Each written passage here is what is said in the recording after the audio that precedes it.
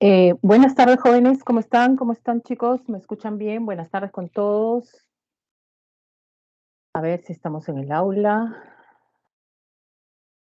Les saluda la profesora Julia Alvarado. Vamos a desarrollar el curso de Geografía, Educación Cívica. A ver, quiero comprobar si estamos en el aula, si se me escucha bien. Buenas tardes. ¿Cómo estás, Rodrigo? Ahora sí te puedo leer. Dale, profesora.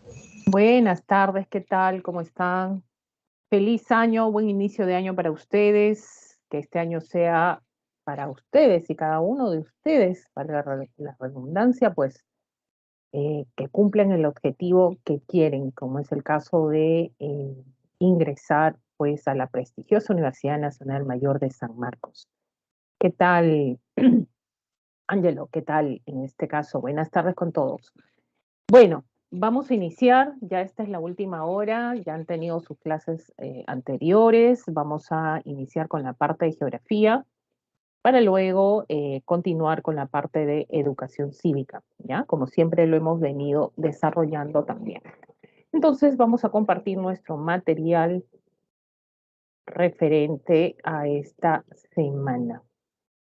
A ver, por favor, me comprueban si estoy compartiendo el material. A ver, estamos compartiendo el material, chicos. Síganme. A ver cómo vamos, cómo vamos. Sí se ve, Sí, profesora. sí, ok, gracias. Muchas gracias. Muy bien, entonces vamos a empezar. ¿Cuál es el tema que vamos a desarrollar, sobre todo esta semana? Vamos a entrar a la parte de ecosistemas, vamos a entrar a la semana de la parte ecológica, ¿no? Vamos a ver lo que es biomas, recursos naturales, depredación de recursos naturales, luego vienen las ecorregiones, o sea, entramos en una etapa de la geografía donde vamos a tocar temas referidos a lo que vendría a ser el aspecto natural, ¿no? La geografía natural. Bueno, más que nada la parte ecológica. Entonces, ¿cuál es el tema que vamos a ver en la semana 9? Es la biodiversidad y ecosistemas del mundo, donde vamos a partir con nociones básicas, que siempre lo hemos hecho en cada tema, ¿ya? Nociones básicas, los principales biomas, la clasificación que vamos a nosotros a dar en esta semana en cuestión de los biomas, porque hay biomas de otros tipos también, es acerca de la clasificación de biomas terrestres. Hay biomas acuáticos también, lo hay, pero eso no los vamos a tocar exclusivamente los biomas terrestres, ¿no? Y estos biomas terrestres, ¿cómo se clasifican? De acuerdo a la posición latitudinal, hay otros aspectos, otros factores también donde se toman en cuenta para ver por qué nosotros hablamos del tipo de vegetación también de cada uno de estos biomas para encontrar su definición, su representatividad, etcétera.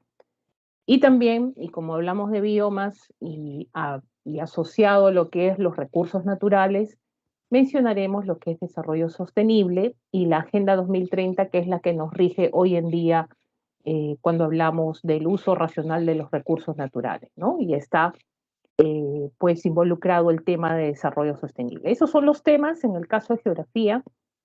En el caso de cívica vamos a entrar ya a un tema más también donde se habla de la diversidad que tiene el Perú, esto relacionado con la peruanidad, la identidad, la diversidad lingüística, la diversidad cultural, ¿no? Y étnica también, ¿ya? Entonces empezamos. Bueno, vamos a las nociones básicas y estas nociones básicas vamos a tener necesariamente a establecer el concepto de la diversidad biológica, ¿no? Y también la biodiversidad. Profesora, ¿es lo mismo? Sí. O sea, cuando te dicen o, está relacionado como un sinónimo, ¿no? Entonces, esta diversidad biológica, ¿a qué se debe? Variedad de, en este caso, a la referencia a la variedad de seres vivos, ¿ya? Referente al número de variabilidad genética y los ecosistemas que lo albergan. Una diversidad de seres vivos, profesores establecidos en un determinado espacio, en una determinada zona y dentro de un ecosistema, así es. Entonces, la biodiversidad varía según las distintas regiones ecológicas, o sea, podemos tener diversidad de vida, ¿no? En este caso, Y eso va a ser debido a qué factor. Por ejemplo, hay factores que condicionan que en una zona exista mayor biodiversidad y otras zonas exista menor biodiversidad.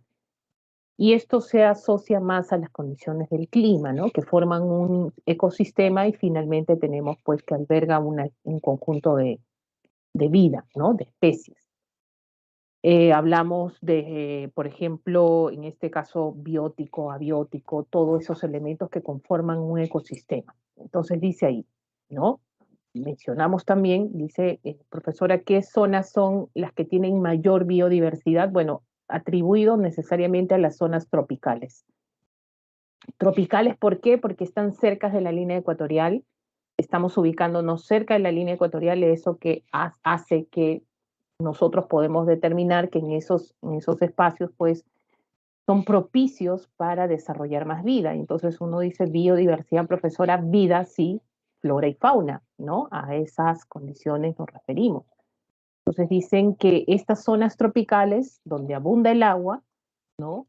Casi cerca del 50% de las especies existen y se encuentran sobre todo en las llamadas selvas tropicales, ¿ya? Entonces nos estamos dando cuenta de algo. Por ejemplo, en los temas de geografía que hemos visto, hemos hablado de las entidades propias en la Tierra, ¿no? Sólido, líquido, gaseoso. En el caso de la litosfera, cuando vimos la parte de la geósfera, en el caso de la hidrosfera, ¿no? Ríos, por ejemplo, donde vimos la atmósfera también, gases, ¿no? Profesora, y esta parte de la biodiversidad, de ecosistemas, de biomas, ¿qué vendría a ser? Esta vendría a ser el componente de este elemento, tierra, que nosotros denominamos como geosistema, hablamos de la biosfera, ¿no? Entonces, en esta biosfera, ¿no? Vamos a encontrar estos elementos, flora y fauna, que se determinan y se van a establecer en diferentes zonas del planeta, en diferentes espacios del planeta. En un lugar del planeta habrá más vida, más biodiversidad, en otros espacios no tanto. Entonces ahí van a haber factores que van a condicionar que exista más vida o no. Por ejemplo, acá está mencionando que por el hecho que abunde el agua tenemos mayor presencia de vida, ¿no? Esto en las llamadas zonas de las selvas tropicales, ¿ya? Entonces vamos a empezar con estas primeras nociones, ya estamos viendo a qué nos estamos refiriendo. Por ejemplo, nociones básicas de biodiversidad y su importancia, niveles de diversidad biológica. Ahí tienes la diversidad de ecosistemas, la diversidad de especies, la diversidad de genes. ¿Y esto a qué se asocia? Fíjense, cuando hablamos de ecosistemas, hablamos de, en este caso, la gran cantidad que existen en el planeta. ¿Hay diversos ecosistemas? Sí, ¿no? Hay ecosistemas secos, hay con poca vegetación, mucha vegetación, flora, fauna, hablamos de seres bióticos, abióticos, con vida, sin vida, conforman un ecosistema. Entonces, si nosotros podemos observar esta diversidad de ecosistemas, es distinta una con otra. Y en cada uno de estos ecosistemas alberga vida, ¿no? Hay, en este caso, especies que habitan ecosistemas diversos, que se adaptan a las condiciones de este ecosistema.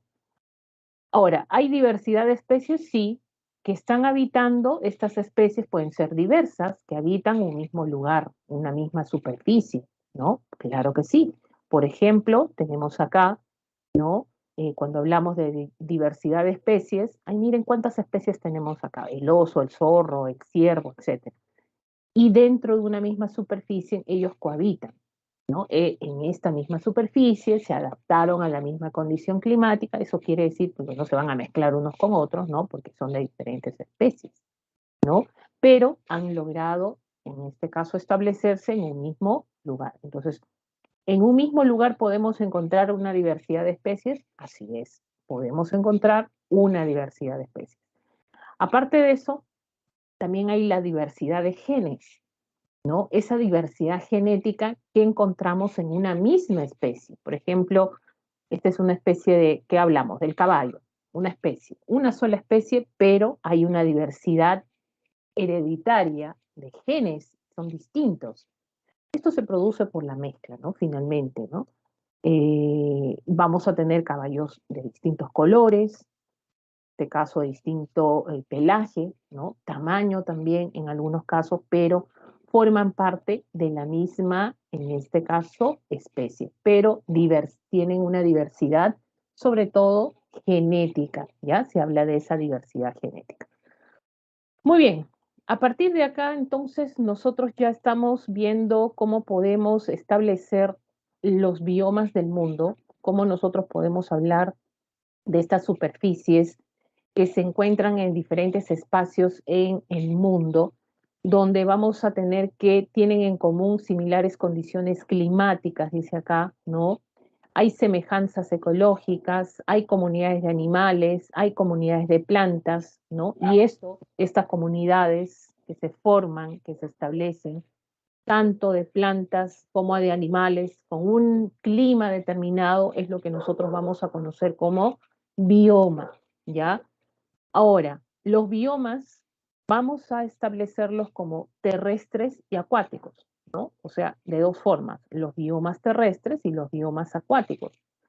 Pero lo que vamos a ver hoy día específicamente van a ser los biomas terrestres. ¿Qué significa terrestres? Que están en las zonas continentales, ¿no? En los continentes. Entonces, estos biomas, ¿cómo los vamos a clasificar? Estos van a ser tipificados o clasificados según su vegetación dominante y la condición de latitud. Quiere decir que la línea ecuatorial, partimos de ahí para ubicar a partir de qué, ¿no? En este caso de valor latitudinal, diferentes biomas en la Tierra, en las zonas continentales, ¿no? Y sobre todo establecer cuál es la vegetación predominante que se establece para cada bioma. Miren, chicos, para poder entender un poquito lo que acabamos de ver, porque simplemente uno diría, un profesor ahí queda, pasamos a otro PPT, no es así.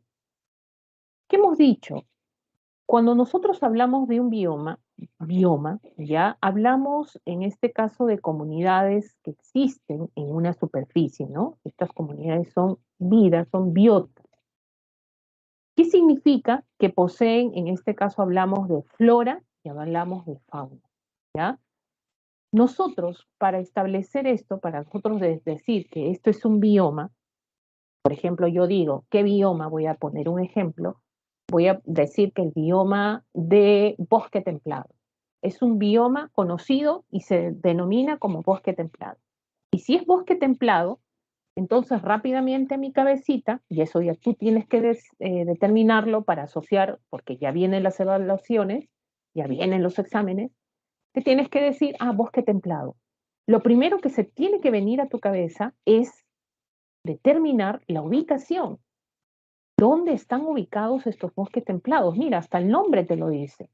Está en una zona templada, profesora de la Tierra. Correcto. Ahora, si está en una zona templada, fíjate el nombre, bosque. Entonces, ¿qué cosa es un bosque? Bosque vendría a ser conjunto de situación arbórea, árboles. Muy bien, perfecto, por algo se denomina bosque templado en una zona de clima templado. Pero también se te tiene que venir a la cabecita el tipo de vegetación predominante. ¿Cuál es la vegetación predominante que existe en este bioma? ¿No? Entonces, vegetación nos estamos refiriendo a la flora. Profesora, yo tengo entendido que en los bosques templados la vegetación predominante son los caducifolios, ¿no? Claro, hay perennifolios, caducifolios. Muy bien. Y eso es lo que tienes que recordar. Ubicación y, sobre todo, la vegetación predominante. Para nosotros hablar de esta superficie, no tiene límites un bioma, puede extenderse un bioma, puede crecer o decrecer un bioma. Entonces, vamos a tener en cuenta estas pautas. Entonces, para que yo tenga una vegetación predominante, exista un tipo de flora, tengo que determinar, y es importante para que exista sobre todo, ¿ya? La distribución de estos biomas, establecer el clima de la zona, ¿ya? El clima. Y cuando a nosotros nos mencionan la palabra clima, porque ya tuvimos la clase, se nos viene a la cabecita pues, los elementos del clima. ¿Cuáles son los elementos del clima? Insolación, temperatura, tenemos precipitaciones, vientos, humedad, ¿te acuerdas? Eso, ¿ya? Hablamos de el clima como tal. Entonces, para nosotros establecer la distribución de los biomas, es importante, sobre todo, determinar, ya es importante determinar la condición del clima. Gracias al clima, tú vas a saber qué tipo de vegetación existe en esa zona, qué tipo de bioma es el que se establece en esa superficie.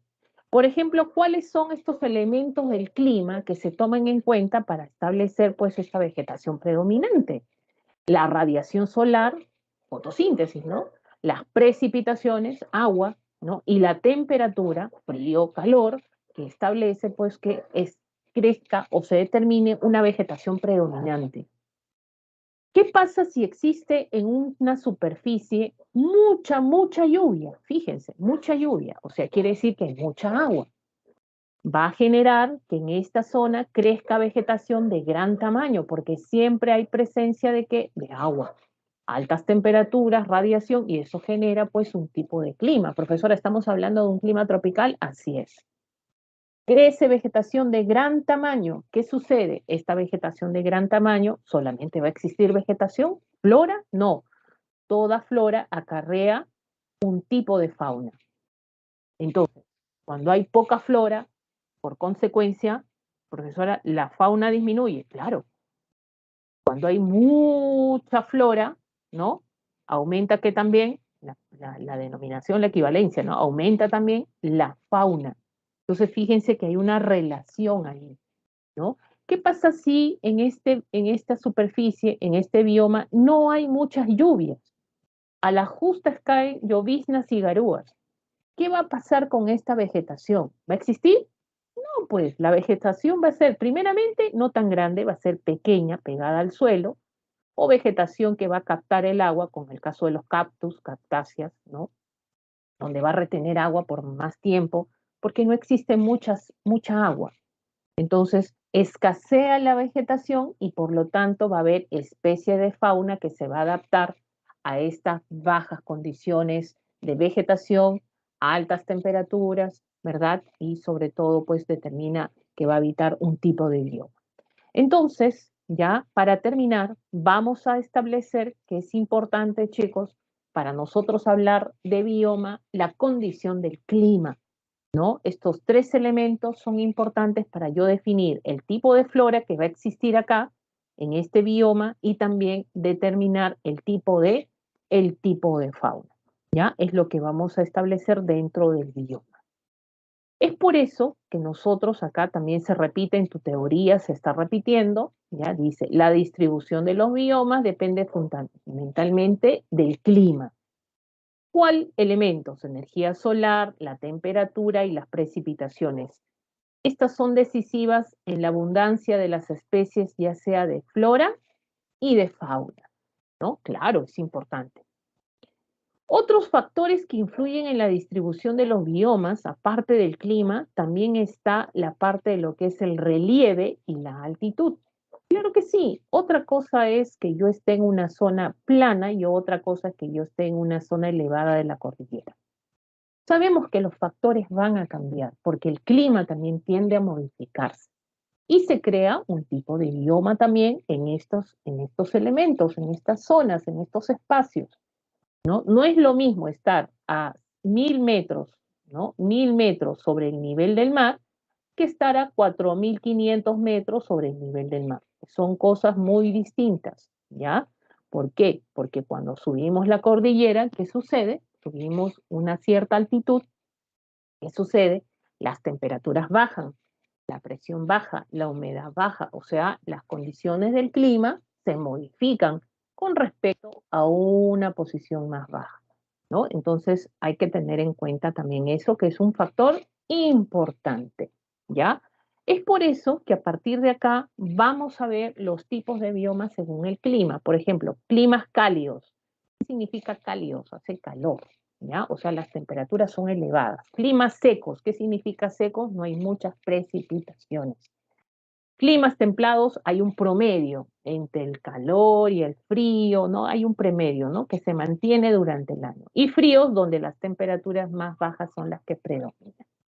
Entonces, en climas cálidos está el bosque tropical y la sabana, por ejemplo, ¿no? En climas secos, obvio, porque no hay agua, son los desiertos. En climas templados está el bosque templado y las praderas y estepas.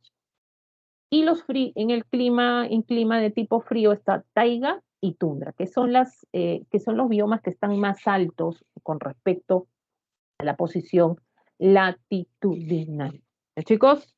Muy bien, de acá empezaríamos a ver lo que vendría a ser los biomas, pero vamos a poner, por ejemplo, lo que acabas de ver, por ejemplo, es el PPT de los climas según dónde se ubican cada bioma, pero acá, por ejemplo, a tener en cuenta ciertas cositas. Cuando hablamos por acá en los biomas terrestres, no olvidemos que a partir de la línea ecuatorial se establece esta ubicación de biomas, ¿no? Cuando nos alejamos más del Ecuador, ¿qué pasa con la vegetación? Vamos a tener que esta vegetación va a disminuir, ¿no? Y con la vegetación la fauna también, ¿no? Tiende a ser menor. Esa es una constante, pero hay ciertas excepciones por ahí, ¿ya? Pero es la condición. Por ejemplo, una excepción grande es que en una zona alta, se supone en la zona de la Siberia, esta zona ya no debería haber tanta vegetación, pero la hay, ¿no? Pinos de gran tamaño que llegan a medir hasta 40 metros de altura, ¿no? Los que se conoce como las coníferas, ¿no? Entonces hay vegetación abundante, a pesar de que es una zona fría, ¿no? Por ejemplo, ahí tenemos las excepciones, ¿verdad? Pero las bajas temperaturas hacen que se reduzca la presencia de fauna, por ejemplo, ¿no? Que es limitada en una zona de este tipo de bioma a la que me estoy refiriendo, es la taiga. Miren, ¿cómo ubicamos el primer bioma? Bosque tropical, y la ubicación siempre la tienes que recordar a partir de la posición latitudinal. Bosque tropical hay en los dos hemisferios, quiere decir hemisferio norte y hemisferio sur. Es por eso que las latitudes parten de norte y sur, de 0 a 10 grados. Quiere decir, y pónganse esto en la cabecita, siempre razonen a la hora de estudiar también. Es bueno que te den una información, claro, acá nosotros podemos paporretear y decir, el bosque tropical se ubica de 0 a 10, y bueno, es bonito, claro, si hay buena memoria la puedes recordar, pero miren, lo que les recomiendo en esta semana, lo que les recomiendo sobre todo, es establecer el porqué, ¿no? Tratar de aprenderte las cosas razonando un poquito. Si tú te ubicas en una zona de un bosque, fíjense, esto es un bosque tropical, ese es el bioma del bosque tropical, de 0 a 10 grados, tanto norte como sur, pregunto, y ahora sí me vas a escribir en el chat, ¿cuál será el clima? Si tú estás cerca, mira, sin saber, ni siquiera te he puesto el PPT de bosque tropical, solo te he dicho el nombre, pero tú ya sabes, ya has tenido varias clases, ¿no? Entonces dime, ¿cuál será el clima de este tipo de bioma que está ubicado, y ni siquiera te pongo el nombre, de 0 a 10 grados de latitud, ¿no? ¿Cuál sería el clima, en este caso, que tiene este bioma? A ver, chicos, ¿cuál sería el clima que tiene este bioma? ¿No? Si hablamos, sobre todo, ¿ya? ¿Hará calor o no hará calor, chicos, en esta zona? ¿Hace calor o no? De 0 a 10, ¿hace calor o no hace calor? A ver, ¿qué dicen ustedes? ¿No? ¿Hace calor en el bosque tropical o no? A ver. Claro, Sí, pues profesor, es cálido. vale, claro, hace calor, profesora, un bosque tropical. Dime, ¿habrá lluvias o no? A ver, También. lluvias. A ver, ¿lloverá de vez en cuando o todo el año? ¿Tú Sí, qué crees? A ver, ¿cómo será? A ver, todo el razonando, año. razonando. Todo el año, ¿verdad? Muy bien. Hace ¿De vez en calor, cuando? alta. De vez en cuando, no, pues imagínate, está cerca del Ecuador, las temperaturas se elevan, hay mucha, miren, promedio de temperatura de 28 grados en esta zona, ¿ya? Y por lo tanto, las precipitaciones por la circulación de vientos también acá cálidos, ¿ya? Entonces lluvias son constantes, hay todo el año. Ahora, ¿qué quiere decir? Que hay mucha agua. Ya, si tú tienes mucha agua, altas temperaturas quiere decir que hay insolación fuerte, ¿no? Constante. ¿La vegetación va a ser alta o baja? Profesora, no entiendo. Alta cuando hay árboles grandes, de gran tamaño, o bajitas, pastizales nomás va a haber. ¿Qué va a haber? A ver, por razonamiento, ¿qué dices tú? Árboles, pues, ¿sí o no, chicos?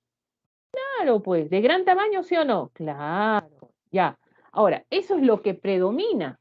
¿También habrán vegetación mediana? También.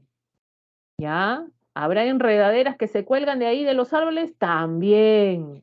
Profesora, pequeña mañana, todo. Hay agua. ¿Ya? Hay agua. Ahora, esto es flora.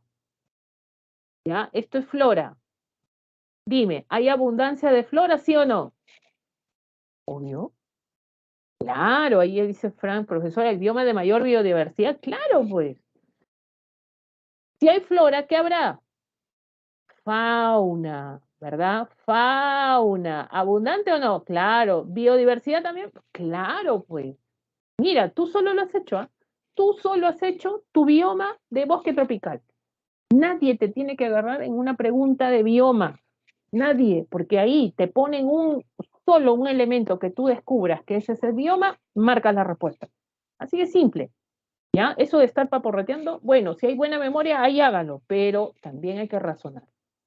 ¿Ya? Porque yo te puedo hacer una pregunta de que donde te diga solamente el bioma a describir ubicado de 0 a 10 en latitud sur, todavía te pongo, ¿no? Entonces comienzo a describir y tú me tienes que ver, decir si esto es verdadero y falso, ¿no? Y es fácil, pues mira, que te venga el bosque tropical es lo más fácil, ¿ya? Ah, ya, profesora, claro que sí. Ahora, pregunto, ¿cuál será la especie de fauna que habite los bosques en un bosque tropical? A ver, hay árboles, vegetación abundante, ¿no? Pero ¿cuál será el animalito que habite, que habite en gran proporción esta zona de bosque tropical, ¿no? Entonces, ¿tú qué dirías? ¿Cuál sería este animalito que habite esta zona de un bosque tropical? El representativo, le dicen por ahí, ¿no?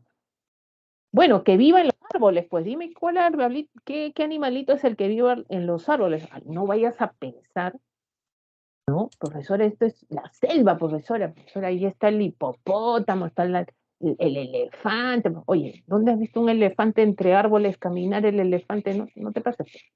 No, pues, ¿no? Entonces, ahí, ¿quién será este animalito representativo que está de árbol en árbol, por ejemplo? ¿De quién estamos ¿Las hablando? aves, profesora? Aparte de las aves, hay otro, un mamífero también, ¿no? Hablamos del monito, ¿ya? Los monos, ¿ya? Profesora, sí, los monitos, ¿no? También hay aves por los bosques, reptiles, ¿ya? Ah, profesora, también, sí, justamente hay una gran diversidad de estas especies, pero la que representa dicen que vendría a ser, pues, los monitos, ¿ya? Muy bien, entonces, esto es un ejemplo para que tú tengas tu mapita, así como te he puesto yo, ¿ya? Tengas tu mapita y comiences a ubicar los biomas en el mundo. Es bueno, ya te he dicho, dibujar, es bueno ubicar, eso te va a ayudar a recordar, eso te va a ayudar a que tú finalmente a la hora que te venga una pregunta tengas tu ubicación espacial, le digas, ah, no, esto es norte, esto es sur, comiences a deslindar y finalmente acertar tus preguntas, ¿ya? Aves, mariposas, monos, claro que sí. Y fíjate, el que sigue, ¿cuál es? Es la sabana. Sabana, en este caso tropical, que va de 15 a 25. La sabana, profesora, ¿es lo mismo sabana que bosque tropical? No es lo mismo, ya, no es lo mismo. Hay, por más que los dos estén cerca al Ecuador, por más que los dos, estos biomas están cerca, hay una diferencia entre una sabana y un bosque tropical. Eso lo vamos a ver en un momentito. Subimos, ¿qué más? Desiertos hay 30 grados, hay desiertos más altos, sí, los llamados desiertos fríos, que tienen una posición latitudinal más alta, ¿ya? Tienes los llamados desiertos fríos también, pero están entre 30 y 30 según la ubicación en la superficie. Por ejemplo, el desierto de Sahara, ¿no? Ahí está el desierto de Gobi, es un desierto frío. ¿no? El desierto de Victoria, por ejemplo, en la zona norteamericana, la zona de Perú, desierto entre Perú y Chile, zona desértica en el planeta, ¿ya? Seguimos subiendo, praderas. Las praderas, miren dónde están entre 30 y 50, ¿ya? Y entre esa misma posición, adivinen quiénes están. 35 y 55 están los bosques templados, ¿no? Ubicados, por ejemplo, en la zona norteamericana, en la zona europea, en la zona sudamericana. En Sudamérica también hay bosque templado, sí, lo tiene parte de Chile, por ejemplo, parte de Argentina, ¿ya? Hay presencia de bosque templado. En el caso de nosotros, no tenemos bosque templado. Vamos a ver cuáles son los biomas también que se presentan en nuestra superficie. Y los biomas más altos, por ejemplo, ahí tenemos taiga, ¿ya? Ojo, taiga solamente hay en el hemisferio norte, norte, norte, norte, norte, norte, nada más, no hay en el hemisferio sur. Ojo, ¿ya?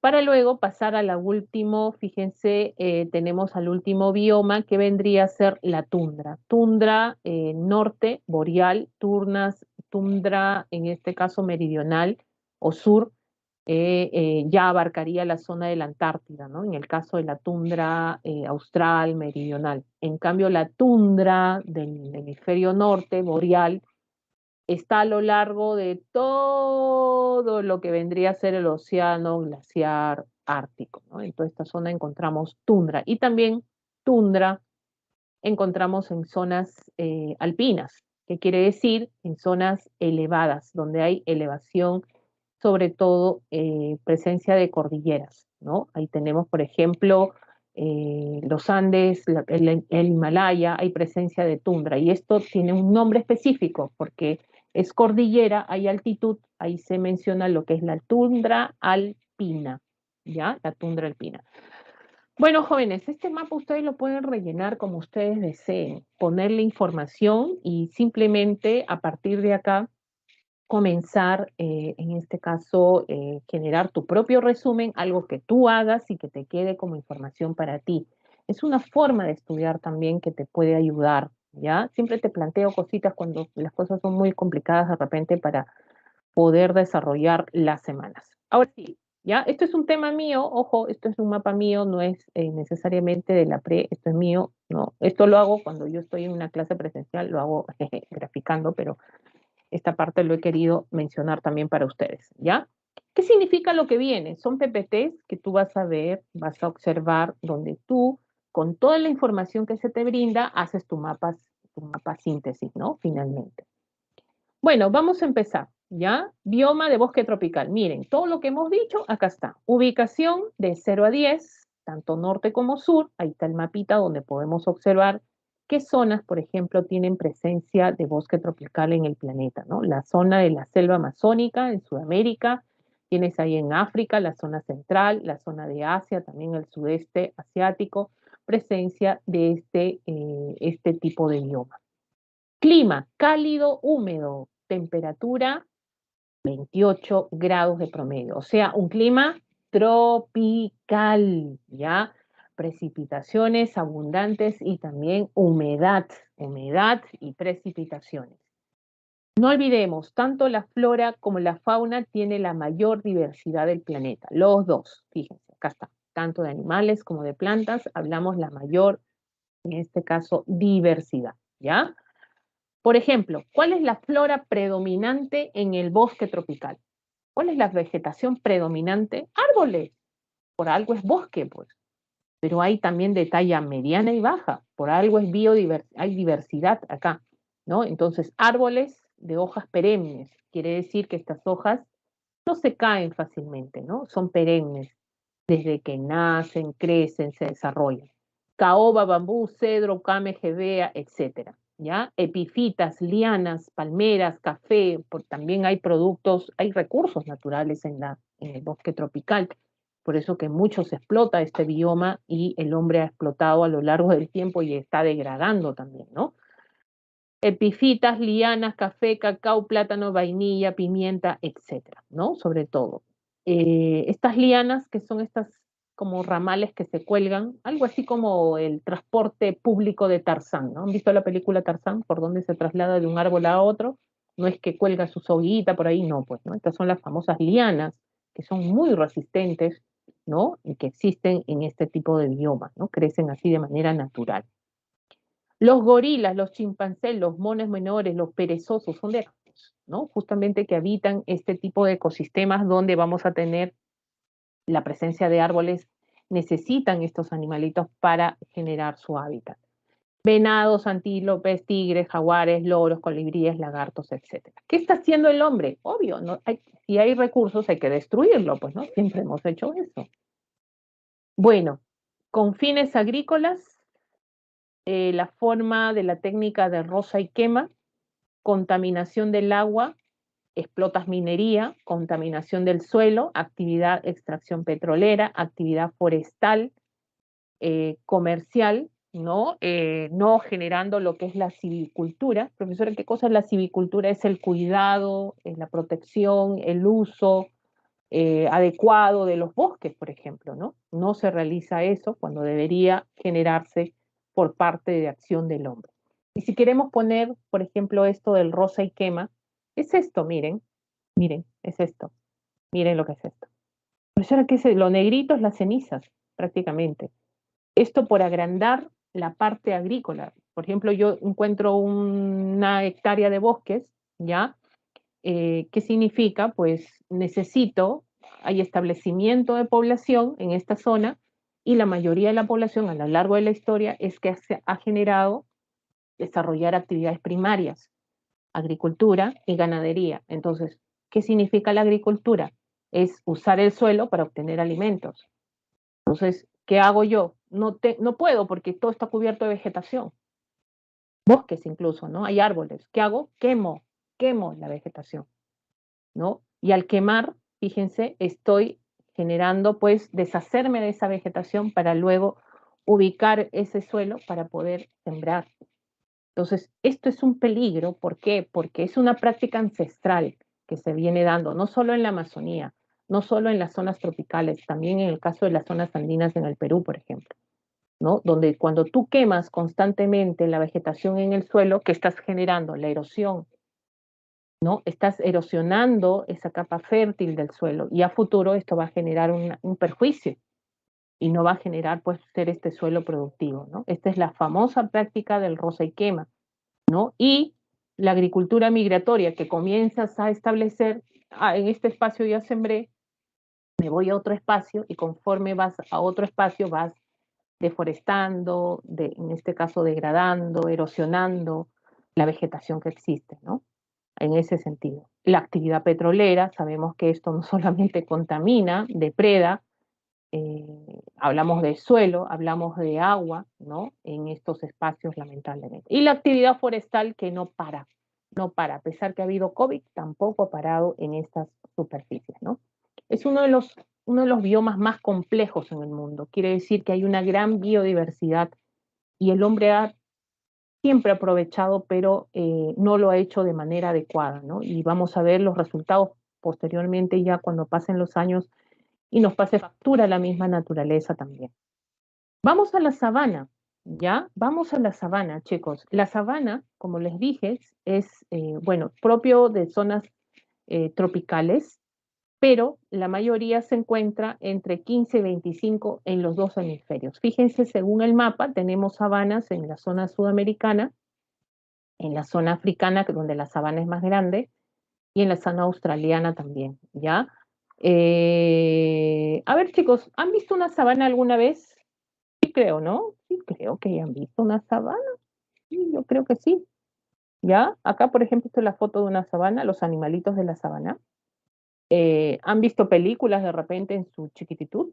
¿No? Películas que los asocian a las sabanas algunos, a ver, algunos lo recuerdan por ese lado. ¿Qué películas? A ver, ¿qué películas? A ver, quiero ver más o menos de qué época. Madagascar, ¿verdad? Madagascar es la isla, ¿no? Es la isla en la zona africana. Otro que ha sido reciente, que ha sido el boom también, El Rey León, claro que sí, ¿ya? Quiero que tengan en cuenta algo, fíjense, entonces sí estamos ahí congeniando un poco a qué nos estamos refiriendo, a qué tipo de bioma. La vegetación predominante que tú ves acá en una sabana, ¿ya? No son árboles, no es bosques. Profesora, pero está en una zona tropical, debe ser bosques, no. Pregunto, para que exista este tipo de vegetación pegada al suelo, o sea, profesora, son pastos nada más y hay árboles dispersos, fíjate, no están juntos porque si estuvieran juntos formarían bosques, ¿ya? ¿Llueve o no llueve en una sabana? Entonces tú cuando ves el paisaje, a ver, a ti te ponen esta foto en un examen, imagínate. ¿Llueve en una sabana o no llueve en una sabana? ¿Ya? ¿Tú qué me dices? ¿Sí o no? Tú dime, ¿llueve o no llueve? Bueno, Sí, profesora, a ver, también. sí, llueve, claro que llueve. Profesora, está en una zona tropical, profesora, tienen que llover, ¿no? Pero ya, entonces si llueve, debería haber pues bosques como la selva, ¿no? Pero no la hay. Entonces, pasa algo acá, pues, ¿no? Hay algo que los diferencia. A pesar que están en una zona, ¿no? De 15 grados, que es de latitud cerca al bosque tropical, ¿qué sucede para que no tengan tanta vegetación? Solamente vamos a decir que la vegetación predominante en una sabana son las hierbas, arbustos, matorrales y gramíneas. Profesora, ¿qué significa? Significa que son pastos naturales, nada más. Incluso estos pastos naturales llegan a medir, imagínense, 3 metros de altura. ¿Tú te imaginas estar andando así? ¿No? Así. Llegan a medir 3 metros de altura. Entonces uno dice, profesora, pero no hay árboles, ¿no? ¿Te acuerdas de los primates? ¿Ya? ¿Te acuerdas de el proceso que ustedes vieron en lo que es la hominización? En historia creo que ustedes vieron ese tema, ¿no? Cuando este homínido bajó de la copa de los árboles, y esto se inicia todo en la zona del Valle del Rift, en zona de sabana, en África, ¿te acuerdas, sí o no? Claro, ¿ya? En esta zona, ¿verdad? Entonces, ¿qué significa? Que este homínido cuando baja, ¿no? No baja pues a un espacio pues liberado, ¿no? Donde él todavía está en 4 extremidades, ¿no? Desplazándose. Imagínate hierbas que lo cubren en 4 extremidades él y que lo cubren ahí hierbas o matorrales que miden 3 metros de altura. Obvio, pues, lo van a tapar y está expuesto a qué? A sus depredadores. Entonces, obligatoriamente, ¿qué tuvo que hacer ese homínido? ¿Qué tuvo que hacer, chicos? Levantarse, ¿no? Y a partir de ahí tener la posición erguida, ¿no? Y comenzó a desplazarse en la sabana, ¿no? Claro, pues, ¿no? Otro hubiera sido que hubiera desplazado de árbol en árbol. No hay árboles en la sabana. Entonces, obligatoriamente. Entonces, acordémonos de eso también, ¿no? Profesora, zona de sabana, sí, 3 metros de altura, imagínense eso. Entonces uno dice, profesora, ¿por qué pasa esto? Miren, entonces nos vamos al clima, pues. ¿Qué pasa en el clima? El clima en una zona de sabana, para que exista lo que acabamos de explicar, este tipo de vegetación, es tropical, ¿no? Miren las temperaturas, 25 grados. Promedio, pueden ser más, pueden ser menos a veces, ¿ya? Pero las precipitaciones son estacionales. ¿Qué quiere decir? Hay estación seca y otra lluviosa. ¿Qué significa? Que cuando hay lluvia, estas hierbas, arbustos, matorrales, gramíneas crecen incluso a 3 metros. Pero cuando no hay lluvia, desaparecen. Incluso vamos a ver que las hierbas, matorrales, gramíneas se secan. Entonces, ¿por qué? Por falta de lluvia. Una pregunta de examen fue esa, ¿no? La característica en el clima de una sabana es que las lluvias son estacionales. No hay lluvia todo el año. Y cuando eso pasa, genera estas dos situaciones en la vegetación. Abunda la vegetación cuando hay lluvia y desaparece cuando no hay lluvia. Igual que la sierra acá en el Perú. Chicos, ya estamos en la época de lluvias, ¿no? Enero, diciembre, enero, febrero, marzo. Ándate a la sierra, comienza la lluvia y vas a ver que la sierra es verde, parece la selva. Verde, todo es verde. Verde, verde, verde, porque hay lluvia. Ándate junio, julio a la sierra. ¿Qué sucede? Seco. ¿ya? ¿Por qué? Porque las lluvias son estacionales. Lo mismo pasa en la sabana, ¿ya? Es por eso que no olvidemos, sobre todo en este tipo de bioma, vamos a destacar, ¿ya? Estas hierbas, arbustos, matorrales, gramíneas, 3 metros de altura, árboles dispersos. Ahora, el más característico árbol de la zona africana es el boadab, ¿no? Y las palmeras en América del Sur. Es por eso la denominación de sabana de palmeras en esta zona de Sudamérica. Ahora, en la zona de África vamos a tener una de los biomas, esta sabana tiende a ser más amplia y por lo tanto vamos a tener la presencia en este bioma de qué? De mamíferos, herbívoros, carnívoros, en África, leones, leopardos, elefantes, cebras, hipopótamos, jirafas, en Australia los canguros, el emú, que se parece, en este caso al ñandú, al avestruz, ¿no? En América del Sur, el carpincho, el ronzoco, los hormigueros, los venados, los tucanes en esta región. Fíjense, ya, vamos a poner los gráficos acá, que es el boadat, es el árbol característico en las sabanas en África. Fíjense que estos animalitos presentes en este tipo de bioma necesitan este espacio, necesitan este ecosistema, este hábitat. ¿Por qué? Porque son mamíferos de gran tamaño, uno de los más grandes, ¿no? Que existen en las zonas continentales. ¿Tú te imaginas una jirafa en el bosque tropical? Imagínate todo su cuello se enreda. No, pues, ¿no? O el elefante en el bosque tropical. No, pues, ¿no? No vayas a decir eso. No, más bien estos habitan, son mamíferos de gran tamaño, por lo tanto necesitan espacio grande y por lo tanto habitan estas zonas. ¿Qué hace el hombre con las sabanas, profesora? Actividad agropecuaria. Actividad del hombre. Hay acá también, en este caso, pues, lamentablemente, pues, erosión de la superficie, ¿no? Los incendios provocados en los campos, porque estas gramíneas, estos arbustos, estas hierbas se secan y generan, pues, puede producirse incendios, como el caso de Australia que hubo hace poco también, ¿no? La caza ilegal que se está dando a los animalitos, ¿no? Por ahí el rinoceronte ya está en proceso de extinción, lo cazan por el cuernito nada más, o los mismos elefantes también, ¿no? Por el colmillo, etcétera. Y el sobrepastoreo que genera también la erosión de la superficie. O sea, tú cuando sobrepastoreas una zona, obvio que pastorear, llevar animales para que coman, es sacar la vegetación, arrancan la vegetación del suelo, ¿no? Y eso es malo porque finalmente erosionan el suelo, ¿no? Y eso continuamente perjudica también el suelo, ¿no? Conforme pasa el tiempo. Ahí tenemos los incendios provocados, ahí hace poco tuvimos el de Australia, ¿no? Tienes ahí el sobrepastoreo, que es lamentable. Las patas de los animales, el arranque de la vegetación también perjudica, la caza ilegal, oye, esto me da un poquito de pena, ¿no? Por eso no puede ser así, los cazan de esa manera, a pesar que hay leyes, pero lamentablemente pues genera esa situación de caza para el tráfico necesariamente, ¿no? La agricultura también, que es otro, o por los fertilizantes que se utilizan, generan la contaminación, etcétera. Vamos al desierto, ¿no? Profesora, mi bioma, los que están en Lima, por ejemplo, es una zona desértica, ¿no? ¿Qué significa desierto? Zona cálida, zona donde no hay muchas lluvias. Y por lo tanto, jóvenes, si hay escasez de lluvia, hay escasez de vegetación y hay escasez de fauna. Es correlativo, ¿no? Es correlativo. Muy bien, profesora, ¿hay desiertos cálidos y hay desiertos fríos? Sí, de acuerdo a la posición latitudinal, ¿no? Los cálidos entre 30 y 30, ¿no? África, en Sahara, Arabia, Atacama, Sechura, Sonora, en América, por ejemplo, tenemos estos que son los cálidos.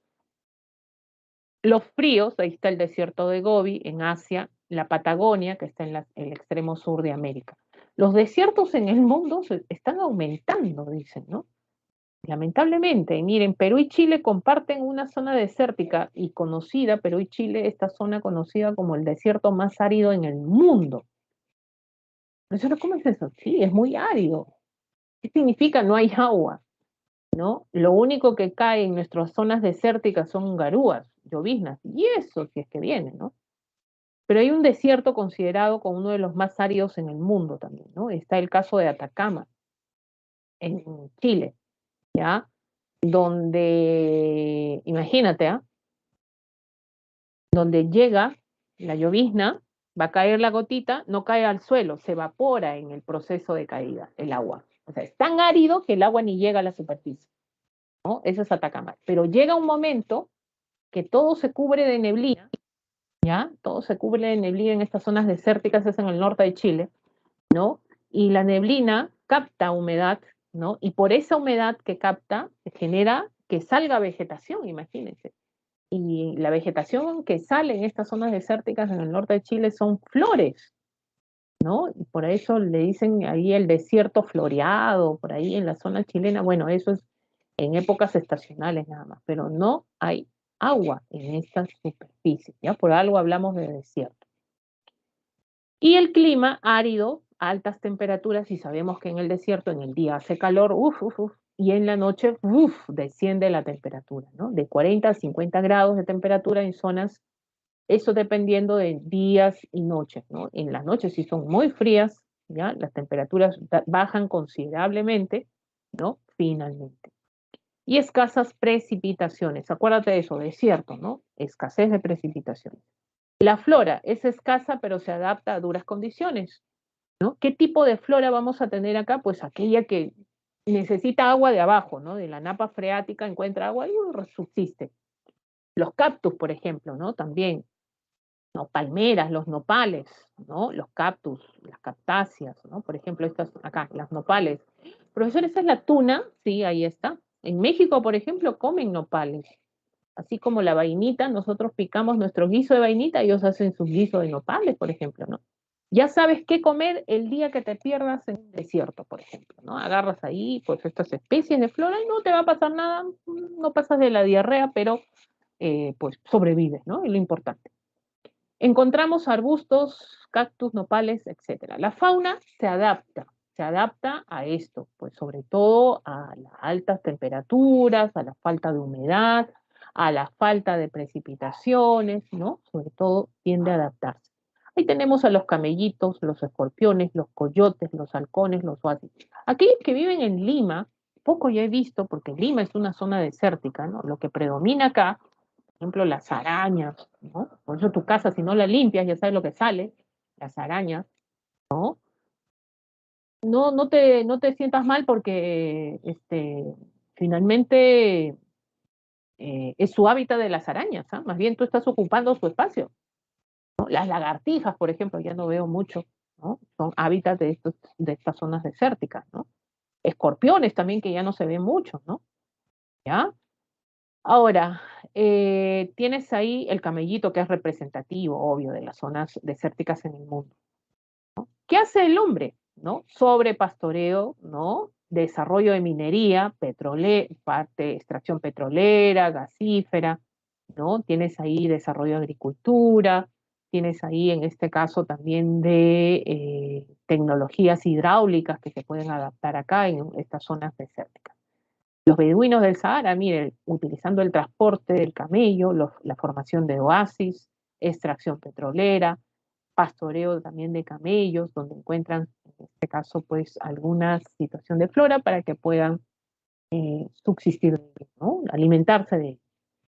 Vamos a las praderas, chicos, y miren, las praderas, ¿dónde están ubicadas? ¿Ya? Dicen que aquellos países que tienen praderas se doblaron. ¿Por qué? Porque las praderas tienen algo muy importante, que tienen suelos muy, muy productivos. Y gracias a esos suelos, que tienen suelos productivos, pueden desarrollar una agricultura muy alta, ¿no?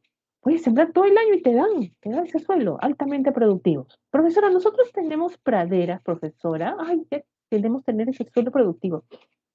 No, a nosotros nos atraviesa la cordillera de los Andes y al atravesarnos la cordillera de los Andes hace que se limite esos espacios de praderas extensas. Pero sí tenemos zonas de espacios templados, ¿no? Los valles interandinos, por ejemplo, donde desarrollamos esta actividad agrícola importante, ¿ya? Pero propiamente, como definimos una pradera o la catalogamos en el Perú, espacios grandes, ahí donde predominan las gramíneas perennes o plantas herbáceas, en este caso, y árboles escasos, es muy, muy pequeño, muy reducido en el caso del Perú.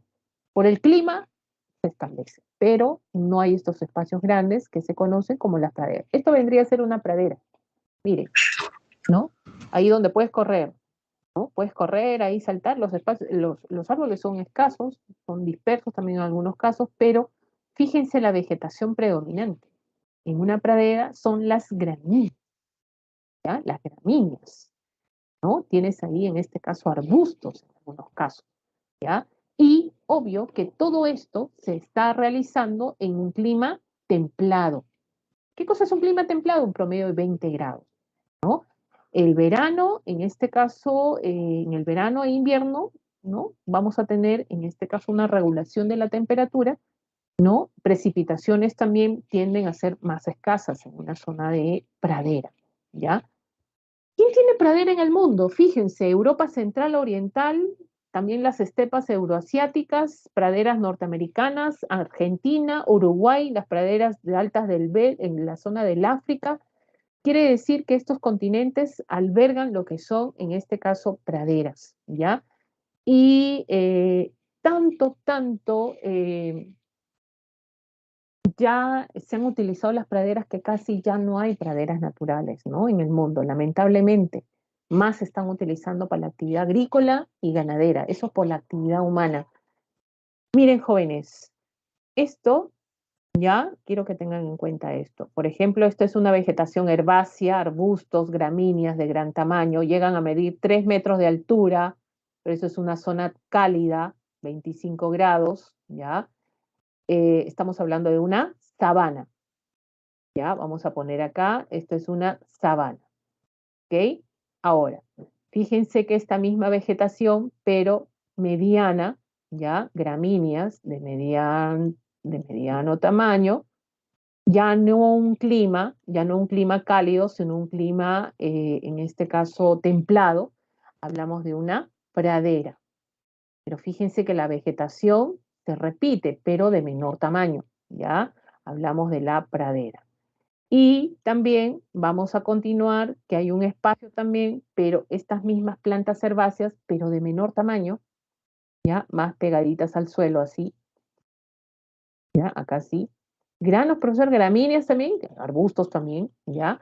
Esto vendría a ser una estepa, ¿ya? Una estepa. ¿Qué tienen en común estos tres? La vegetación, pero uno es más grande, mediana y más pequeña. Tiende a generar eso. Entonces, la conclusión es la siguiente. La prolongación de una sabana se le conoce como una pradera. La prolongación de una pradera se le conoce como una estepa.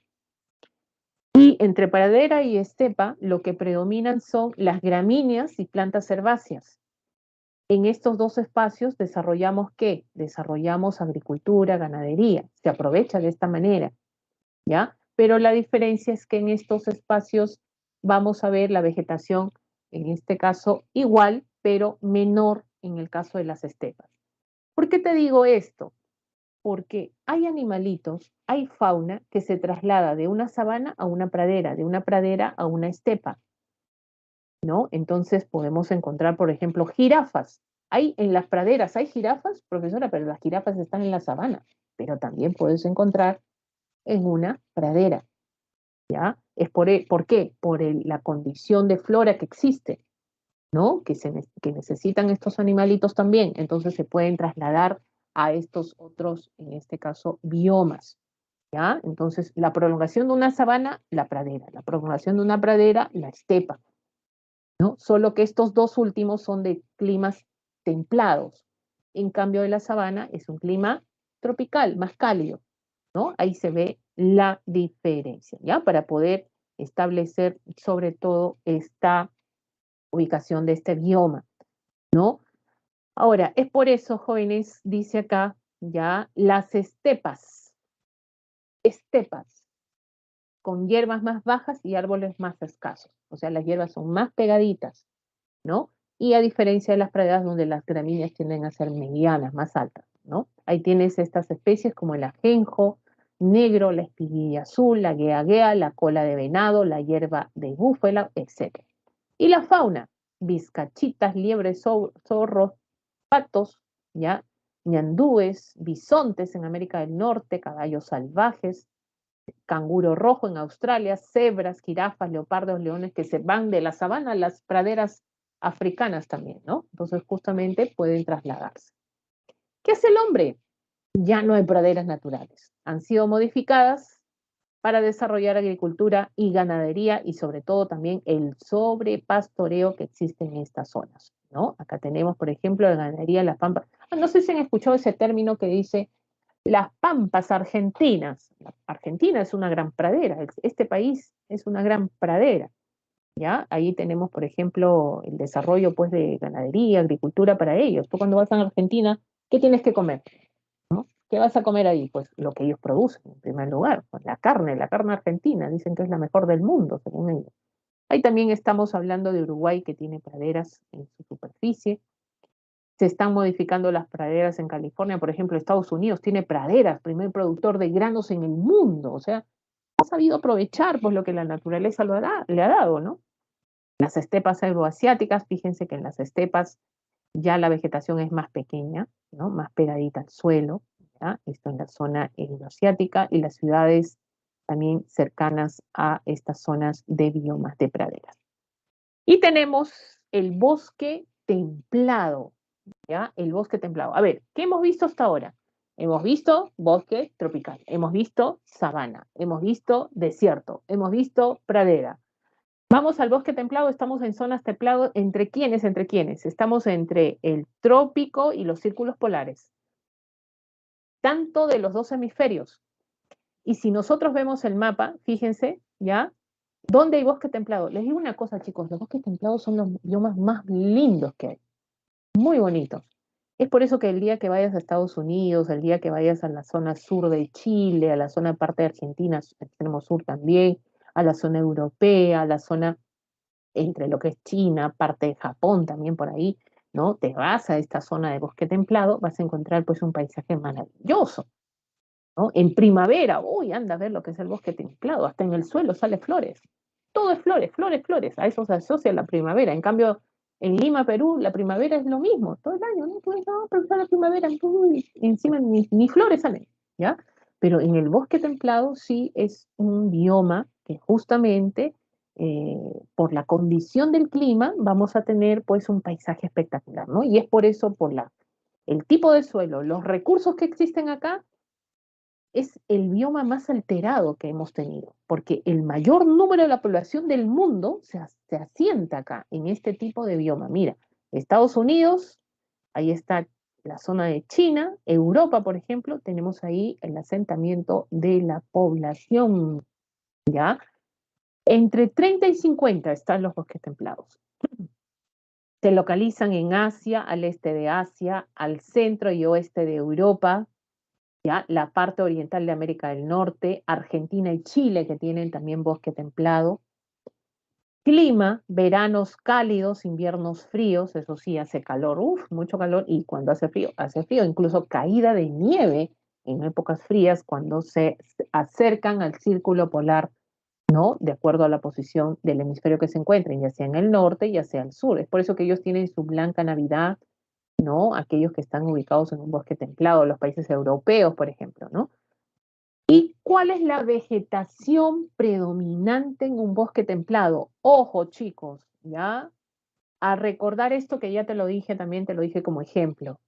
La vegetación predominante en un bosque templado, obvio que son los árboles, pero ¿cuáles árboles?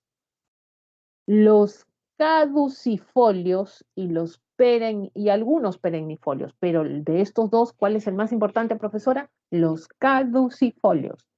¿Qué significa caducifolios? Que sus hojitas se caen así, ¡pum!, se caen. En época de otoño, se caen todo, ¿no? Y justamente se secan, ¿no? Y si secan hay que tener cuidado porque eso generan incendios forestales en este tipo de biomas. Muchos países ubicados en estas zonas tienen ese problema, ¿no? De generar incendios, justamente. Y fíjense ustedes, ¿ya? Acá, estos son los caducifolios. Miren qué bonitos. ¡Ah! Profesora, de todos los colores. Estas hojitas, cuando se caen, ¿no? Se secan y el arbolito queda calatito. No sé si han visto un arbolito así desnudo, no hay nada de hojas. y en primavera renacen, ¿no? Renacen, pero renacen de colores, ahí están, ¿no? Y justamente se ve esa belleza del paisaje natural de un llamado bosque templado. Ahí están los robles, las hayas, los arces, los nogales, los fresnos, los castaños, que son caducifolios. Y también hay perennifolios, pero esto es más en las zonas frías. Perennifolios son aquellas hojitas que no se caen, son perennes. Por ejemplo, las encinas, los abetos, los pinos, ¿no? Tú has tocado el arbolito de Navidad que tienes, ¿no? Alusivo a un pino, ¿no? Bueno, profesora, mi arbolito es de plástico, no importa, pero has visto que es más gruesito, ¿no? Justamente porque por las bajas temperaturas de la zona, este tipo de vegetación se asocia más a eso, ¿ya? Entonces resiste las bajas temperaturas, ¿no? Entonces también encontramos este tipo de vegetación. O los mixtos que están alrededor de las regiones mediterráneas, ¿no? Del Mediterráneo. El algarrobo, el alcornoque, por ejemplo, que podemos encontrar este tipo de vegetación. Lo que siempre ha venido, ojo, en examen, es cuando te ponen caducifolios.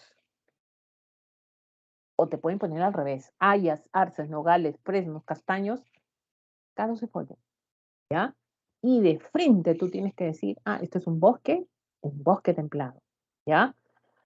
Ahora, la fauna, ¿qué hay un bosque templado? ¿Cuál es la fauna que se asocia a esto? Es los ciervos de cola blanca, los lobos, las liebres, los mapaches, las cigarras, los topos, los linces, los zorros que están justamente habitando este tipo de bioma. ¿Qué se ha hecho con este bioma? El hombre está generando expandir los centros urbanos, los centros poblados. Está desapareciendo, también está depredando. La idea es, dicen, regenerar nuevamente, que se vuelvan los bosques templados. Es por eso que cuando hubo la pandemia, no sé si habrás visto tú en internet, las fotos, todo lo que se venía, las ciudades europeas todas cerradas, la gente en sus casas, nadie salía, ¿no? Y los animalitos comenzaban a aparecer, ¿no? Justamente porque es el hábitat de ellos, pues aparecían porque es el hábitat de ellos, ¿no? Justamente es propio de, en este caso, bosque templado, ¿no? Y están generando programas de reforestación de algunas especies justamente de árboles para no generar la pérdida a posterior, ¿no? Ahí tienen la expansión de los centros poblados, la recuperación de bosques templados en China, es lo que se está buscando hoy en día, por ejemplo, ¿ya? Vamos a los dos últimos, taiga o bosque boreal. Miren, chicos, ojo con esto, taiga solamente existe en el hemisferio norte. Norte, norte, norte, norte, nada más. Se ubica en el hemisferio norte entre los 50 y 60 de latitud. Norte, nada más, ¿ya? Ojo con esto, miren, y esto ha sido pregunta de examen en algún momento. ¿Y se puede repetir? Claro que sí. ¿Cómo se llama la taiga en la zona de América del Norte? En la zona de América del Norte, miren, Alaska, Canadá, se conoce como bosque de coníferas en América del Norte, pero en la zona de Europa y Asia, la zona conocida como, en este caso, esta zona nórdica, ya se conoce como taiga. Acá sí se le conoce como taiga, ¿ya? Ojo con esto. ¿Cuál es la vegetación predominante en este tipo de bioma? Jóvenes, en este tipo de bioma ya las temperaturas son bajas, estamos en zonas de 50 a 60, lo que predomina es el frío. Hay un clima frío, veranos cortos, y lo que más dura es, en este caso, el invierno, que es mucho más largo. Hay caída de lluvias, muchas lluvias hay acá en esta todo el año, caída incluso de nieve, ¿ya? Y ahora, la vegetación predominante son árboles principalmente de hojas perennes, las llamadas coníferas, pinos, abetos, picéas. Estas coníferas tienen la particularidad de ser de gran tamaño, así, estos árboles que terminan en punta, acá, así, coníferas, ya, coníferas, estas son de la zona de taiga o bosque de coníferas, por eso el nombre, ¿no? Pinos, abetos, picéas, y también hay por ahí, en este caso, algunos árboles, ¿no? Hay arbustos, pequeños, pastos, pero la predominancia, lo que predomina son las coníferas, ¿ya? Increíble. en una zona donde hay mucho frío no debería haber vegetación, pero acá sí hay, por las lluvias que existen acá, ¿no? Fíjense, esto es taiga. Esto es taiga. Fíjate que todo, incluso las montañas, todo, están cubiertas de pinos. Estos son coníferas. Todo es coníferas, ¿ya? Todo es coníferas. Entonces, esto es una zona de, en este caso, de taiga, ¿ya? Es por eso que también las especies que existen en este tipo de bioma, o bien por el frío, se quedan, invernan o migran, ¿no? Ahí está el oso pardo, los lobos, los zorros, los renos, los ciervos, los alces, los liebres, las comadrejas, etcétera, ¿no? Y tenemos qué hace el hombre. Obvio que hay árboles, hay pinos, obvio que deforesta toda esta zona, pues, ¿no? Tala descontrolada, caza de animales, incendios forestales, contaminación también del suelo por la minería existente. En la zona de taiga, sobre todo en la zona rusa, ¿no? Hay mucha explotación en esta superficie de este tipo de recursos y contaminación del suelo sobre todo. Ahí está la tala descontrolada. Fíjense que todo es pinos, pinos. Tú cuando veas este tipo de paisaje, pino, por todos lados pinos, y cae nieve, todo cubierto de nieve, eso es taiga. Taiga, y cuando veas pinos, ¿ya? La caza ilegal, las consecuencias de la minería también que se están dando en esta zona, sobre todo de este tipo de bioma. Y el último, la tundra. La tundra, jóvenes, sí ya está en unas zonas que son mayores, en zonas latitudinales, de 60 a 50. 60, a partir de 60 para arriba es en el hemisferio norte, de 50 para arriba es en el hemisferio sur, ¿ya? Y tenemos en las islas, zonas nórdicas, ahí está la zona de América, ¿no? Tienes ahí en este caso Groenlandia, por ejemplo, tienes ahí la zona de Europa, la zona de Asia, ¿no? Donde vamos a encontrar tundra, ¿ya? Y en la zona sur está la península antártica y también vamos a encontrar tundra en las altas montañas. Profesora, ¿yo cómo diferencio una taiga y una tundra? Primero, que la tundra está más alta. Segundo, que en la tundra ya no hay vegetación arbórea. En la tundra tú vas a encontrar ya vegetación baja. Simplemente encontramos líquenes, pastos, en este caso juncias, gramíneas, musgos, que estos están bien apegaditos al suelo, ¿no? Y algo que tú tengas a describir o decir, esto es tundra, es que mira el suelo. Mira cómo está el suelo. Esto se conoce como suelo congelado, ¿ya? Y a pesar que hay este suelo congelado, y ya sabemos que el suelo congelado es la retención de agua dulce, ¿no? Pero en estado sólido, esto se conoce como permafrost. Y a pesar que está este suelo congelado, genera la presencia de vegetación, pero esta vegetación es pegadita al suelo, ¿no? Entonces, esto es una tundra. O sea, tú como ahí vas a ubicar, por favor, tu audio, el audio, por favor. ¿Me pueden ayudar con el audio? Alguien tiene su micro prendido. Por favor, gracias. Flora, entonces, ¿qué nos estábamos diciendo, chicos? Era acerca del permafrost del suelo, un suelo congelado. Vamos a tener que, a pesar que existe un suelo congelado, tenemos la presencia de fauna, el oso polar, la morsa, los bueyes, el zorro ártico, dependiendo de la ubicación de estas especies por la posición y ubicación de este bioma, ¿ya?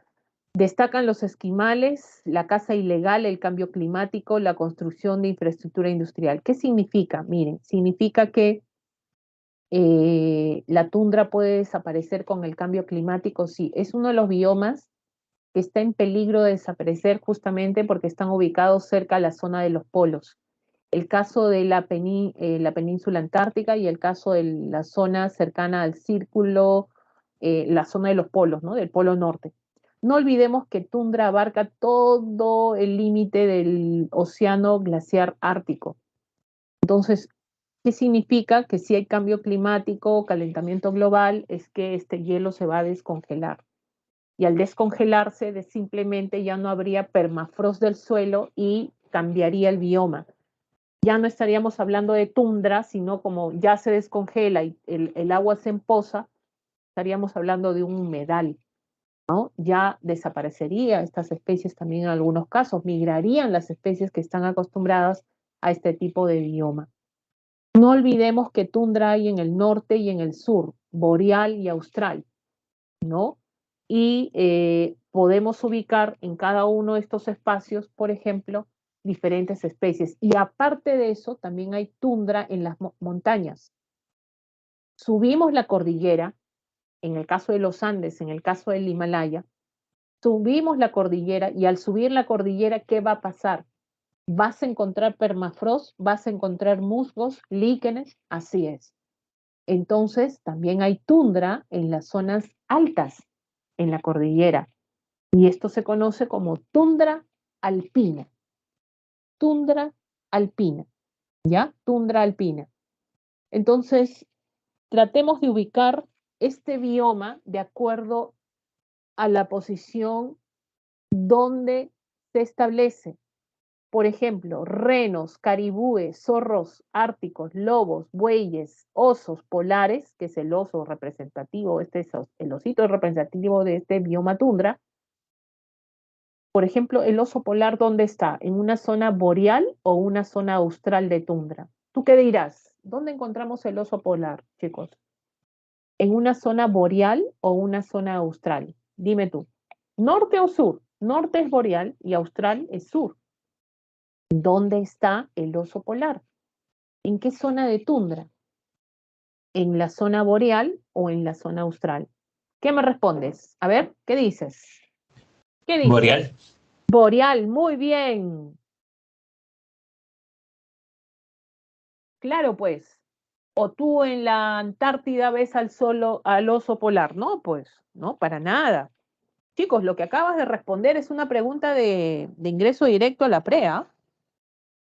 Ojo, que no te vayan a agarrar con este tipo de preguntas. Por ejemplo, la pregunta hacía alusión de los caribúes, los renos, el oso polar, en qué zona, en qué bioma se encontraba, ¿no?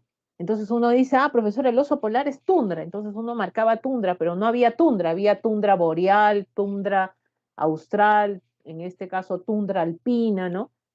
Entonces uno ubica, por ejemplo, los renos, caribúes, el oso polar no está en la Antártida, en la zona de la península antártica, esto sería austral, sino está en la zona norte, boreal, era la respuesta en ese entonces, ¿ya?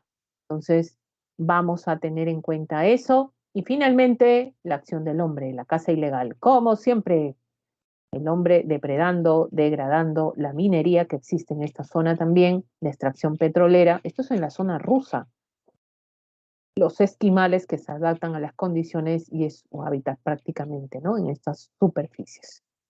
Muy bien, chicos, esto sería con respecto a lo que vendría a ser los biomas. Pregunto, vamos a las preguntas, rapidito.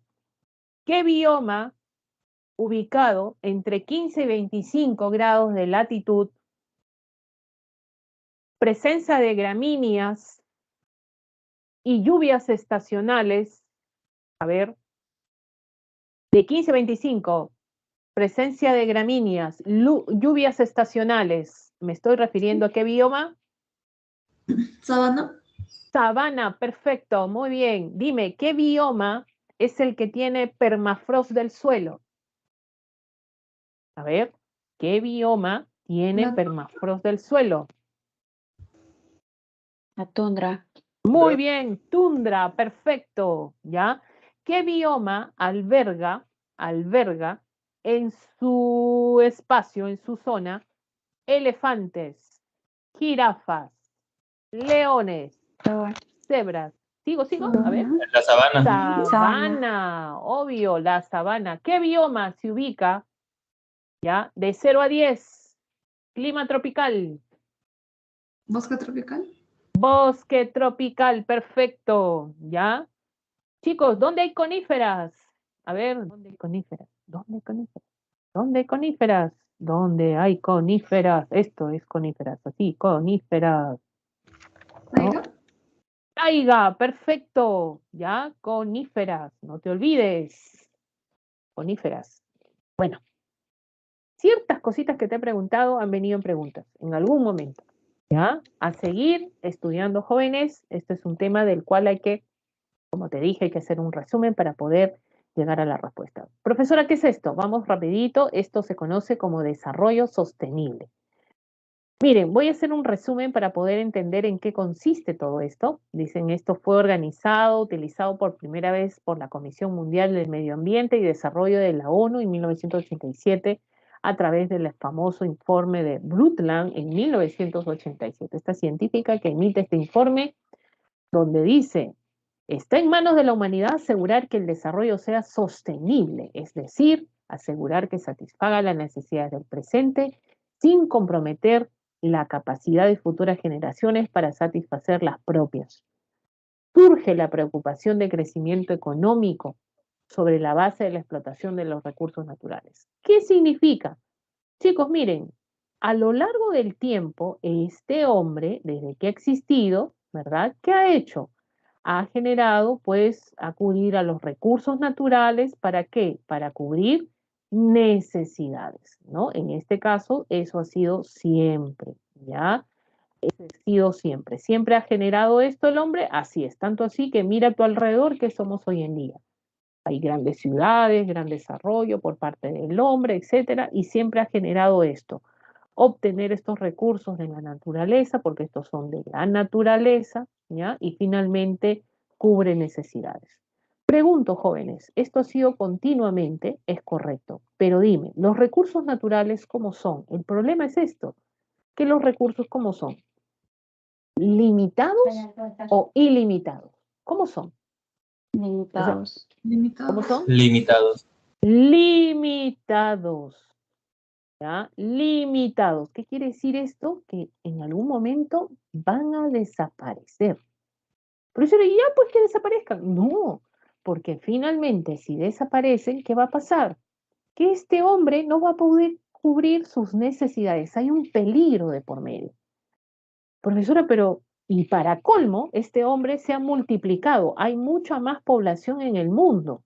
Mucha más población. ¿Qué significa? Si hay más población, más cubro de necesidades a través de los recursos naturales. Entonces, si eso va a pasar, ¿no? Va a llegar un momento que van a escasear estos recursos naturales y va a ser para algunos pocos en la humanidad, nada más. Tanto así que están planteando, por ahí ciertos investigadores, en un tal Malthus plantea que dicen que es bueno que existan las guerras en el mundo. ¿Por qué? Porque si hay guerras, muere gente. Ay, qué lindo, ¿no?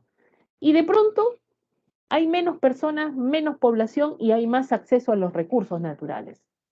Vamos a llegar a ese límite y dice que es bueno también que existan pandemias, epidemias. ¿Para qué? Para que elimine a la población. Un grupo de población desaparece, ahora sí yo puedo cubrir fácilmente las necesidades. Miren hasta dónde podemos llegar para completar y hacer uso adecuado de los recursos y que solo algunos sean beneficiados realmente, ¿no? Y por mucho tiempo la idea ha estado de esta manera, ¿ya? Vamos a tener, por ejemplo, vamos a tener acá que estas necesidades que sean cubiertas por este hombre sean necesidades solo económicas. O sea, por mucho tiempo ha estado eso en la cabeza del hombre, ¿no? Solo necesidades económicas. Aquel país que tiene un crecimiento económico, ese es el que sobresale, si tú tienes un crecimiento económico, es el que vale. Y hemos dejado de lado por mucho tiempo esto, el recurso natural que nos brinda la naturaleza, que en algún momento puede desaparecer. Y es por eso que se realizaron este informe con una comisión especial en 1987, liderado por esta investigadora, el cual habla de lo que es el famoso informe de Brundtland. Justamente tiene su mismo nombre, ¿no? Donde dice, está en manos de la humanidad asegurar que el desarrollo sea sostenible. O sea, lo que se está proponiendo es que se establezca un desarrollo sostenible. Ya no estemos hablando solo de un desarrollo económico, ¿no? Ahora, este desarrollo sostenible significa que tengamos que satisfacer nuestras necesidades hoy, en el presente, ya, o sea, consume los recursos naturales, pero no contamines, no depredes para las futuras generaciones que también necesitan utilizar estos recursos para desarrollarse, ¿no? Entonces se está planteando en nuestro futuro común, en este informe, por primera vez, lo que es desarrollo sostenible. Tenemos que hacer uso de los recursos naturales, eso ya lo tenemos que saber. Ahora, el desarrollo sostenible implica 3 elementos importantes. ¿Cuáles son estos 3 elementos importantes? Está la parte social, está la parte económica y está la parte medioambiental, lo que se agregó. La intersección de estos 3 elementos da como el equilibrio conocido como desarrollo sostenible. Y uno se pregunta, pues, ¿no? ¿Cuál es la actividad principal que nos genera mayor ingreso de divisas al Perú? Y uno podría decir, profesora, es la agricultura, profesora, es las exportaciones, profesora, la pesca, profesora, el comer, el turismo. Tenemos ahí que es la minería, ¿no? Hoy en día, la actividad económica que más ingreso de divisas nos da al Perú es la minería. Ahora, si la minería nos genera mayor ingreso de divisas, entonces estaríamos bien, profesora. No, pero estás cumpliendo solo un elemento. Mira, lamentablemente la minería tiene una contraparte, es la contaminación ambiental. Si no controlas este elemento, no estaríamos hablando de desarrollo sostenible. Para hablar de desarrollo sostenible, tendríamos que decir, ¿tienes tu actividad minera como principal actividad económica? Sí. ¿Te da ingreso de divisas? Sí. Ingreso económico para ti y beneficio social también para la población, sí, 2, pero no estás cumpliendo el tercero, medioambiental. Para que sea desarrollo sostenible tienen que ser los 3. Explotar minería de manera adecuada, tecnologías limpias, cobrar ciertos impuestos medioambientales, etcétera, cuidar tu medio ambiente. Si tú haces eso, estarías aplicando lo que es desarrollo sostenible y no depredando ecosistemas con la minería, que posteriormente también esos ecosistemas pueden ser utilizados por la otra población que viene a futuro. ¿Hay más soluciones? Sí, hay más soluciones. En este caso, sobre la minería hay más soluciones, ¿no? Pero la minería, no solo la minería es una actividad que contamina, hay otras actividades que también contaminan. Entonces, la idea es que tú apliques, utilizar los recursos naturales que tú tienes, pero sostenido en el tiempo. O sea, que no lo depredes hoy, que conforme pase el tiempo, también las otras generaciones que vengan también lo apliquen, en este caso, hagan ese aprovechamiento para su desarrollo, para su crecimiento económico. No solamente termine con nosotros. Esto de la extracción de la anchoveta en la actividad pesquera, en algún momento dicen que esto va a desaparecer la anchoveta, y tanto estamos extrayendo. La idea es aplicar desarrollo sostenible acá. ¿Para qué? Para que la extracción sea racional y finalmente tengamos a extraer, ¿no?, adecuadamente para las futuras generaciones peruanas también, que necesitan este aprovechamiento. Ahora, miren, en el caso de desarrollo sostenible, los 3 elementos tienen que intersectarse. Lamentablemente, nosotros, no solamente no se ha intersectado esto por la cuestión medioambiental en el caso de la minería, ¿ya? En la minería ha habido su boom económico, ha habido el aspecto social, ¿no?, que ha intervenido también, ha involucrado. Pero lamentablemente, jóvenes, no ha sido para todos. ¿Por qué? ¿Por qué, profesora? Por actos de corrupción. Entonces, cuando no hay desarrollo, cuando vamos a hablar de desarrollo sostenible, estos 3 elementos tienen que ser beneficiados. Tú no puedes hablar de desarrollo sostenible cuando hay un boom económico en tu país, un boom minero, por ejemplo, y de pronto hay pobreza en tu país. Eso no es desarrollo sostenible. Y mientras que ves a los corruptos más ricos y los pobres más pobres. No, eso no es desarrollo sostenible. Desarrollo sostenible en el aspecto social también involucra el crecimiento equilibrado en la población. Desarrollo sostenible implica que tú tengas dinero en tu bolsillo para poder acceder a cubrir necesidades básicas, también acceso a la educación, a la salud. Eso es desarrollo sostenible.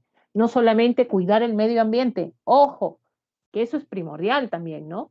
Pero estos tres elementos se involucran. Cuando los tres se involucran y se cumplen, hablamos de desarrollo sostenible. Por eso dice sostenible, que tiene que sostenerse en el tiempo, ¿ya? En el tiempo. Y es por eso, chicos, vamos acá ya entonces a determinar, sobre todo, vamos a ver acá, en el caso de los eventos mundiales que se realizaron, ahí tienes la Cumbre de la Tierra de Río de Janeiro en 1992, donde también te mencioné que esta Cumbre de la Tierra no solamente era por el cambio climático, sino también era acerca del tema de desarrollo sostenible, ¿no? Es el primer acontecimiento ecológico de protección que jamás se ha realizado en el mundo. Uno de los más importantes que a partir de ahí surgen para sobre todo establecer convenios, convenciones, acuerdos con los países.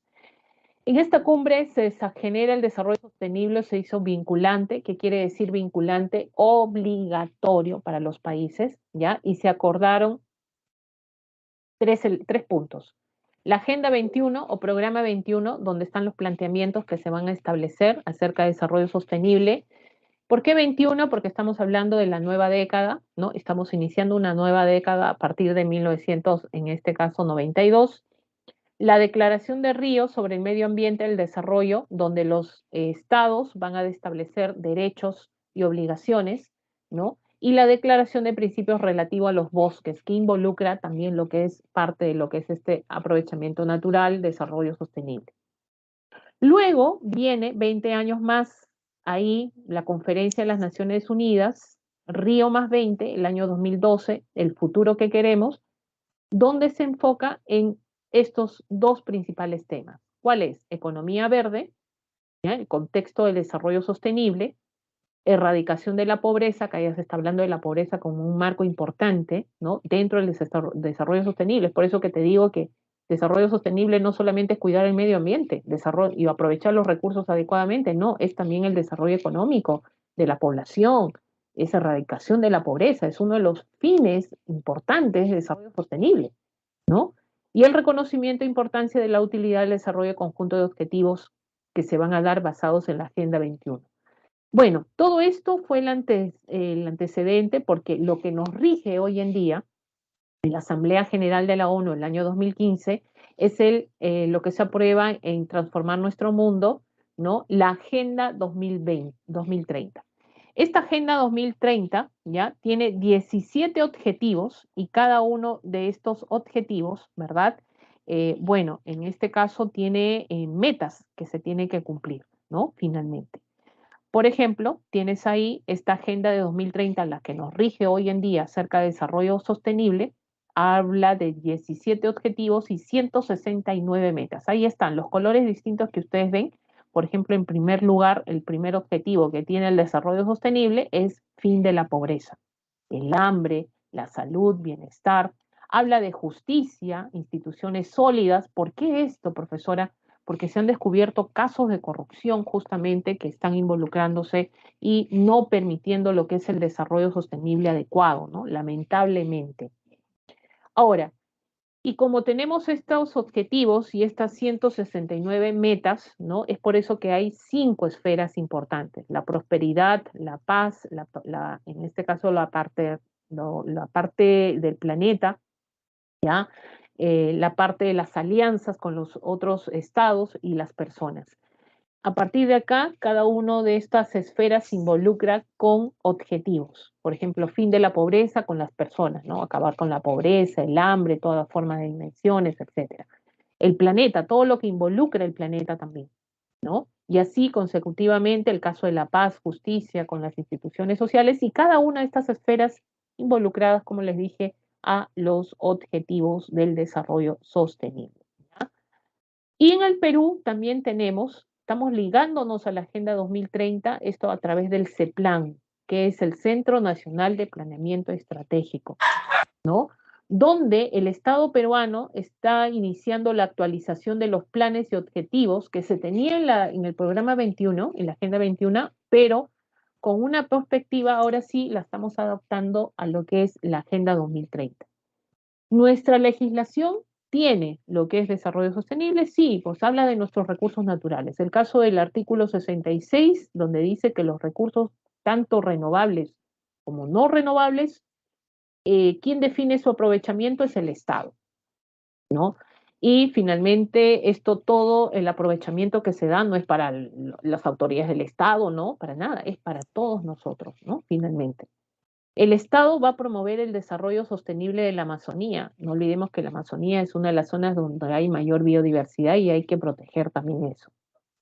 El Estado va a establecer la política del medio ambiente, ¿no? Con el uso sostenible de los recursos naturales. Y también el artículo 68, el Estado está obligado a conservar la diversidad biológica y las áreas naturales protegidas, ¿no?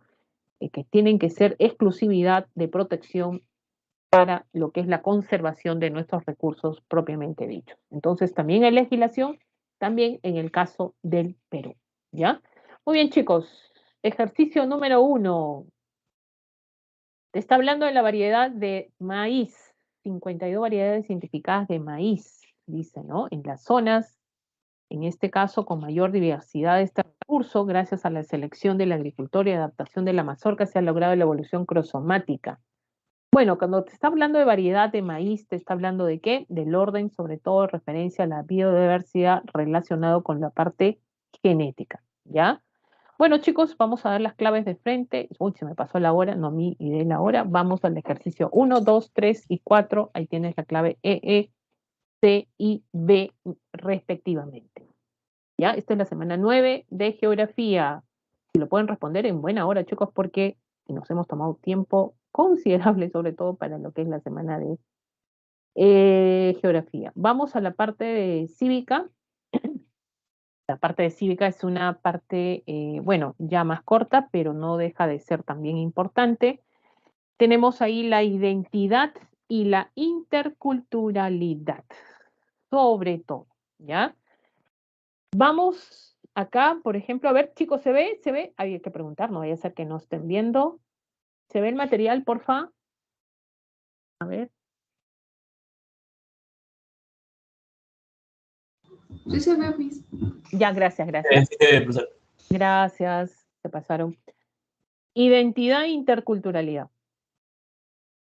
¿Cuál es tu identidad? A ti te preguntan. Ah, profesora, yo soy Juancito Pérez. ¿No? Ah, Juancito Pérez. ¿Dónde vives, Juancito Pérez? Profesora, yo vivo en el distrito de, departamento de, y soy peruano, boliviano, ecuatoriano, chileno, etc. Una identidad que se ejerce en el caso desde que uno nace, ¿no? Tienes derecho a la identidad, ¿no? A ser identificado, ¿no? En este caso, y hablan tus derechos. Eh, pero también hablan de la identidad cultural, ¿no?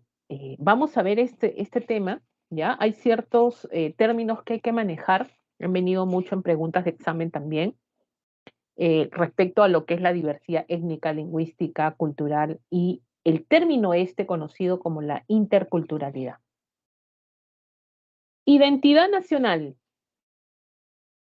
Bueno, esta es una parte subjetiva, ¿no? Acá hablan de dice, un proceso permanente de construcción social, libre, consciente, continuo, permanente, sustentado en la conciencia nacional y en el sentido de pertenencia del individuo hacia su colectividad. O sea, yo me identifico, yo me identifico con, yo soy peruano, profesora. Entonces, si tú tienes esa identidad, ya es libre, es consciente, te han forjado desde niño eso, ¿no? Te han dicho, mira, ese es el mapa del Perú, tú has nacido ahí, esta es tu tierra, tienes que querer, este es tu símbolo, es tu himno nacional. Comienzas a forjar eso conforme pasa el tiempo, ¿ya? Ahora, el problema es cómo forjas esta identidad donde tenemos diversidad, pues. Nosotros no somos igual a los alemanes, a los rusos, no, no, no, somos diversos.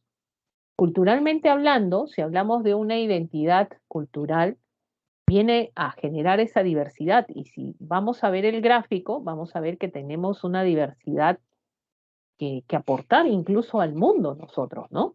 Entonces, pero hay que forjar esto. ¿Y cómo forjamos y cómo nosotros a través de nuestra historia hemos visto desde la época republicana, desde que se inició la República del Perú, desde que salieron los españoles del Perú, hemos tratado de forjar eso? Ahora, han habido grupos donde han generado pues que la mayoría de la población hay que llevarla de la mano porque no sabe leer, no sabe escribir, y nosotros que sí sabemos leer y escribir podemos dirigir este país, ¿no? Sabemos quiénes han sido, ¿no? Hemos visto a lo largo de la historia, yo no voy a hablar de historia, pero hemos visto que la gran mayoría en la población, cuando hubo la independencia, finalmente generamos la república, el 60% de la población era la masa indígena en el Perú, ¿no? Entonces, y en esa masa indígena, pues había una gran diversidad de expresión, de diversas formas de expresión cultural. Entonces, a lo largo del tiempo, en vez de generar una unidad, hemos generado esa división, ¿no? Porque yo soy más, porque yo tengo más educación, tú eres menos, y como genera, pues, ¿no? Discriminar o segregar a ciertos grupos. Pero eso se ha tratado de corregir a través de la educación, a lo largo del tiempo, ¿no? Donde hemos tratado de ver que en nuestro país, a pesar de generar esa diversidad, podemos generar esa unidad. Es en el contexto donde uno tiene que entender que somos diversos, pero a pesar que somos diversos, tenemos que forjar esa identidad, ¿no? Es por eso que los componentes de esta identidad están hechos para que tú entiendas que tenemos que tener esa identidad cultural, esa historia que deben contarnos de manera única, que debemos conocerla, la identidad social que nos maneja a nosotros como sociedad también, como el comportamiento que tenemos, y la étnica, que forma parte de esta identidad nacional, ¿no? En conjunto. Dice, la identidad cultural. La semana pasada, bueno, antes de que termine el año, antes de la semana de descanso, vimos que la cultura era ¿qué cosa? Cultura era toda expresión y manifestación humana. En este país tenemos una diversidad grande, ¿no? Entonces, a partir de ahí vamos a forjar esa identidad propiamente dicha. Ahora, no significa que tú dejes de ser lo que tú eres donde tú estás, ¿no? ¿Ya? Y lamentablemente, pues vamos a ver, por ejemplo, identidad cultural es un proceso dinámico a partir de las cuales las personas que comparten una cultura se autodefinen y autovaloran como pertenecientes a ellas y actúan de acuerdo a las pautas culturales que emanan, ¿no? Se construye a lo largo de todo el proceso de desarrollo del individuo. Es verdad, si tus padres a ti no te han dicho cuál es tu origen, de dónde procede, cuál es tu familia, de dónde, profesora, pero yo vivo en Lima, profesora, pero de repente tienes otro origen, otra región del Perú, nunca te han fomentado eso, vas a quedarte solamente con lo que tienes y dónde te has desarrollado. Pero si desde muy niño te han dicho a ti que tú perteneces a una familia, que tu origen está en el sur, en el centro, en el norte del Perú, pues tú vas a ligarte a ellos, vas a forjar esa identidad siempre, ¿no? Ahora, no existe sino sin la memoria, sin la capacidad de reconocer el pasado, sin elementos simbólicos referentes a sus propios que ayudan a construir el futuro. Esto es necesario forjarlo, ¿no? Somos tan diversos que, la identidad es necesaria, ¿no? Profesora, mi familia es del norte, profesora, ¿no? Y estás acostumbrado a estas manifestaciones culturales de donde es tu origen, del norte del Perú. Ya, ahora, eso no significa que porque eres del norte vas a despreciar a los del sur. No, la idea es que conozcas tu origen, conozcas tu identidad cultural y a partir de ahí generes pues también respetar a los demás, porque todos al final conformamos lo que se conoce como Perú, pues, ¿no? ¿Ya? Y es por eso que cuando tú te identificas que tú eres del norte, tú eres del sur, tú eres del centro, estás forjando esa identidad, claro, estás generando lo que es el sentido de pertenencia al grupo social al que perteneces y de esa manera estableces tus costumbres, tus tradiciones, ¿no? Tus valores que provienen de lo que te identificas, ¿no? ¿De dónde te identificas tú? ¿Ah? Es muy importante esto. En nuestro país existe eso, por eso que tenemos que entenderlo. Si no lo entendemos, tú solamente vas a vivir en tu mundo mágico maravilloso, donde vas a tener necesariamente pues a conocer solo tu espacio y nada más. Por eso muchos dicen que Lima no es el Perú, chicos. Para nada, ¿ya? Lima no es el Perú. El Perú es mucho más grande, el Perú es mucho más complejo, ¿no? Y para poder entenderlo hay que conocerlo, si no, pues, ¿qué vas a entender? Y es por eso que dicen que en algún momento esa diversidad cultural fue reconocida en algún momento por la UNESCO como patrimonio cultural a la humanidad y fuente de desarrollo. No entiendo, profesora, lo que antes era un problema, ahora lo ven como un potencial recurso económico.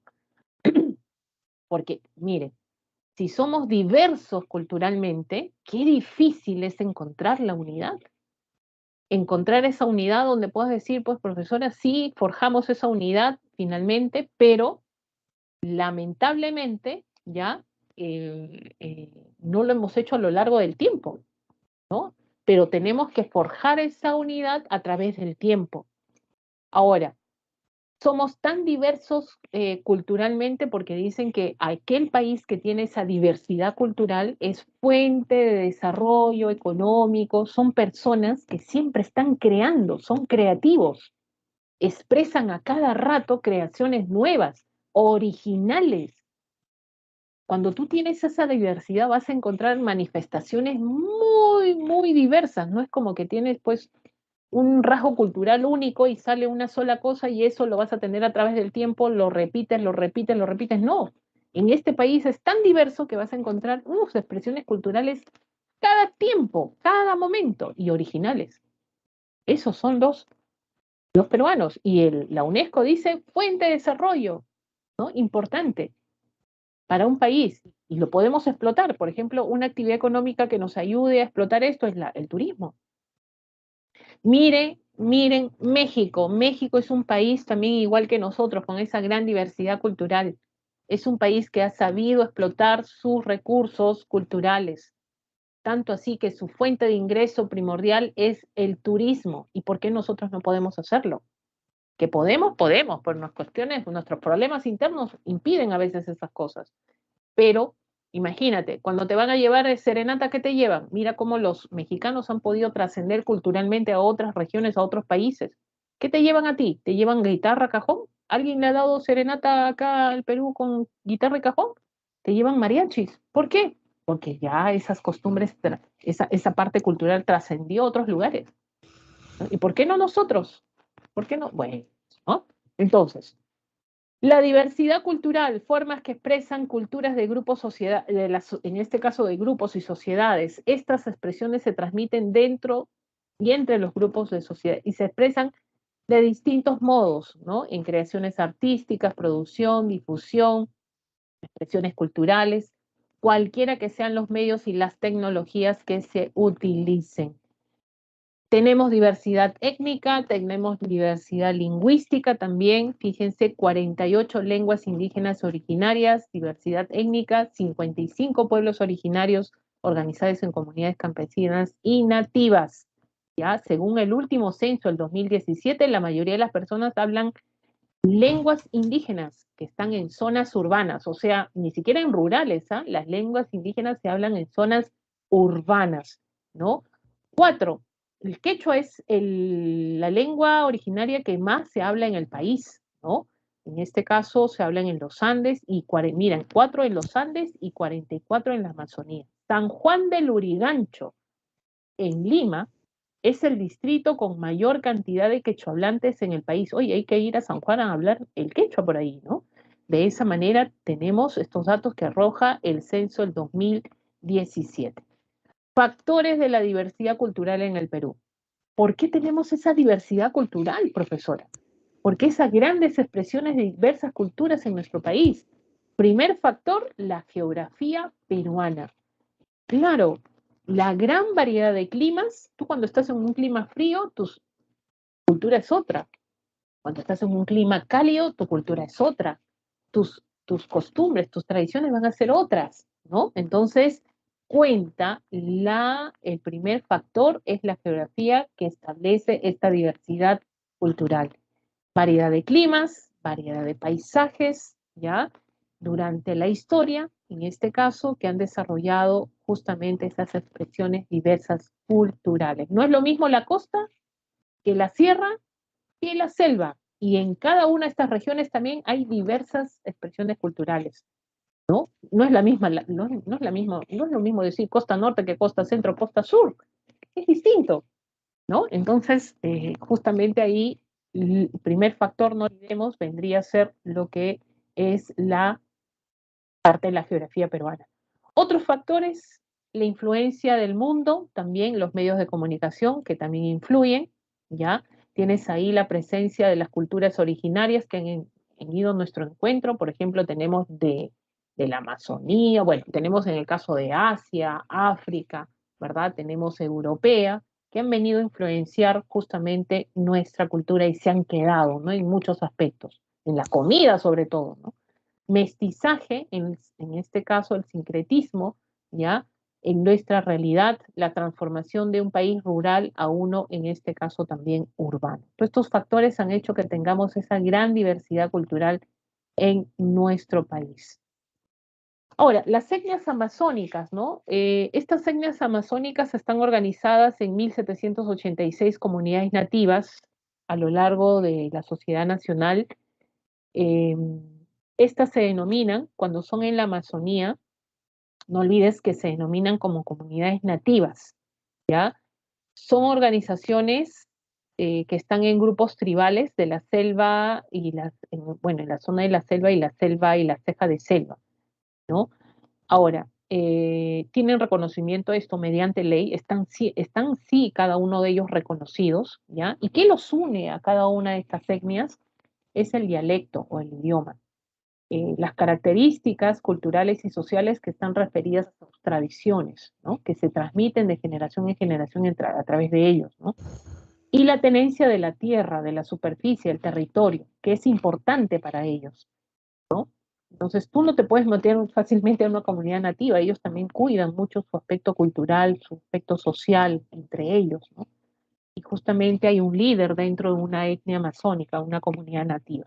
Esta población, este grupo de población, ¿no? Estas etnias, las de mayor concentración de número de población están los Asánica, ¿ya? Los Aguajún y los Shipibo-Conibo, ¿no? Que bueno, se asientan en diferentes zonas, en el caso de Junín, Cusco, Ayacucho, Apurímac, en la zona, en este caso, cálida, tropical, amazónica, ashánicas de estas regiones, a la parte del Amazonas, Cajamarca, San Martín, Aguajún, Shipibo-Conibo también en la zona de Huánuco, Loreto, Madre de Dios, Ucayali y Lima. Profesora, Lima, los Shipibo-Conibo están acá, ¿no? En el centro de Lima, donde se han asentado luego de la marcha de los 4 suyos, llegaron acá, ¿no? Para generar protestas, reclamar derechos, y se quedaron, reclamaron territorio y se quedaron acá, se han asentado en la zona de Cantagallo, ¿no? Finalmente. Y las etnias andinas, ¿cómo son denominadas? Ellas son denominadas como comunidades campesinas, ¿ya? Estas se organizan por el interés de ellos, más que nada, por eso es público, más que nada tienen existencia legal, miren, tienen una ley que en este caso, los protege, ¿no? Tienen personería jurídica integradas por familias, ¿no? Justamente en estas comunidades campesinas, relacionadas a la zona andina, por ejemplo, hay un juez de paz que eligen ellos, ¿no? Que administra justicia dentro de ellos y esa administración de justicia está a través de sus costumbres y tradiciones que tienen, ¿no? Y controlan determinados territorios. Tú cuando quieres comprar una chacra, por ejemplo, una tierra en una comunidad campesina, tienes que tener permiso de la comunidad campesina, así nomás no puede ser. Ellos cuidan, el trabajo es comunal, ¿no? Por parte de ellos.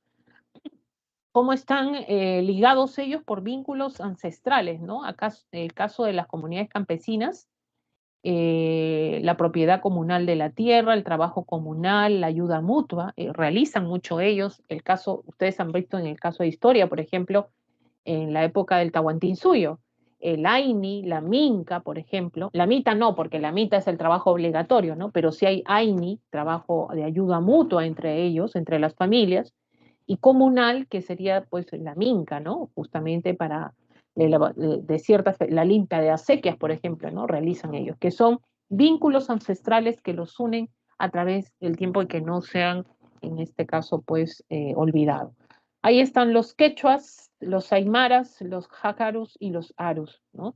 Que son las 4 etnias nativas andinas o comunidades campesinas que se conocen hasta la fecha. Bueno, si hay diversidad cultural, diversidad, en este caso étnica, también obvio que habrá diversidad lingüística. 48 lenguas originarias, 4 andinas y 44 amazónicas, o sea, hay más amazónicas, ¿no? Y según el censo del 2017, más de 4 millones de estas personas hablan lenguas indígenas, ¿ya? No sé cuántos de ustedes, de repente ya la nueva generación ya no habla ninguna lengua originaria. Por vergüenza, de repente por ahí ya no, profesora, yo no, mi abuelito hablaba, yo no. ¿Y por qué no?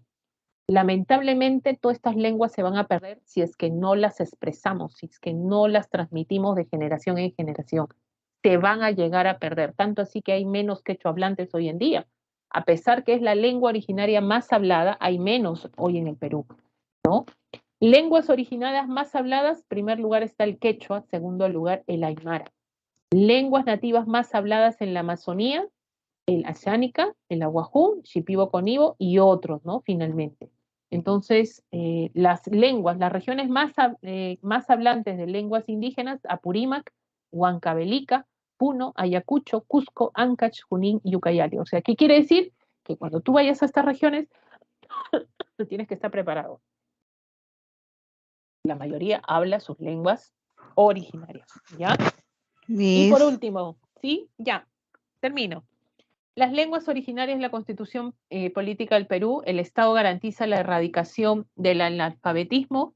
Eso sí, el Estado en todo momento fomenta la educación bilingüe, pero esto en zonas rurales, no en zonas urbanas, más en zonas rurales, donde las lenguas tienen que preservarse y transmitirse de generación en generación, ¿no? Preserva las manifestaciones culturales también. Ahora, chicos, y lo último, el respeto a la diversidad cultural, esto está declarado, hay una declaración en la UNESCO, conocido como la Declaración Universal de la UNESCO sobre la Diversidad Cultural, donde se reconoce a la diversidad cultural de un país. Es importante que se establezca, permanezca y no se erradique, más bien sea inclusiva y respetuosa, hay que promover eso.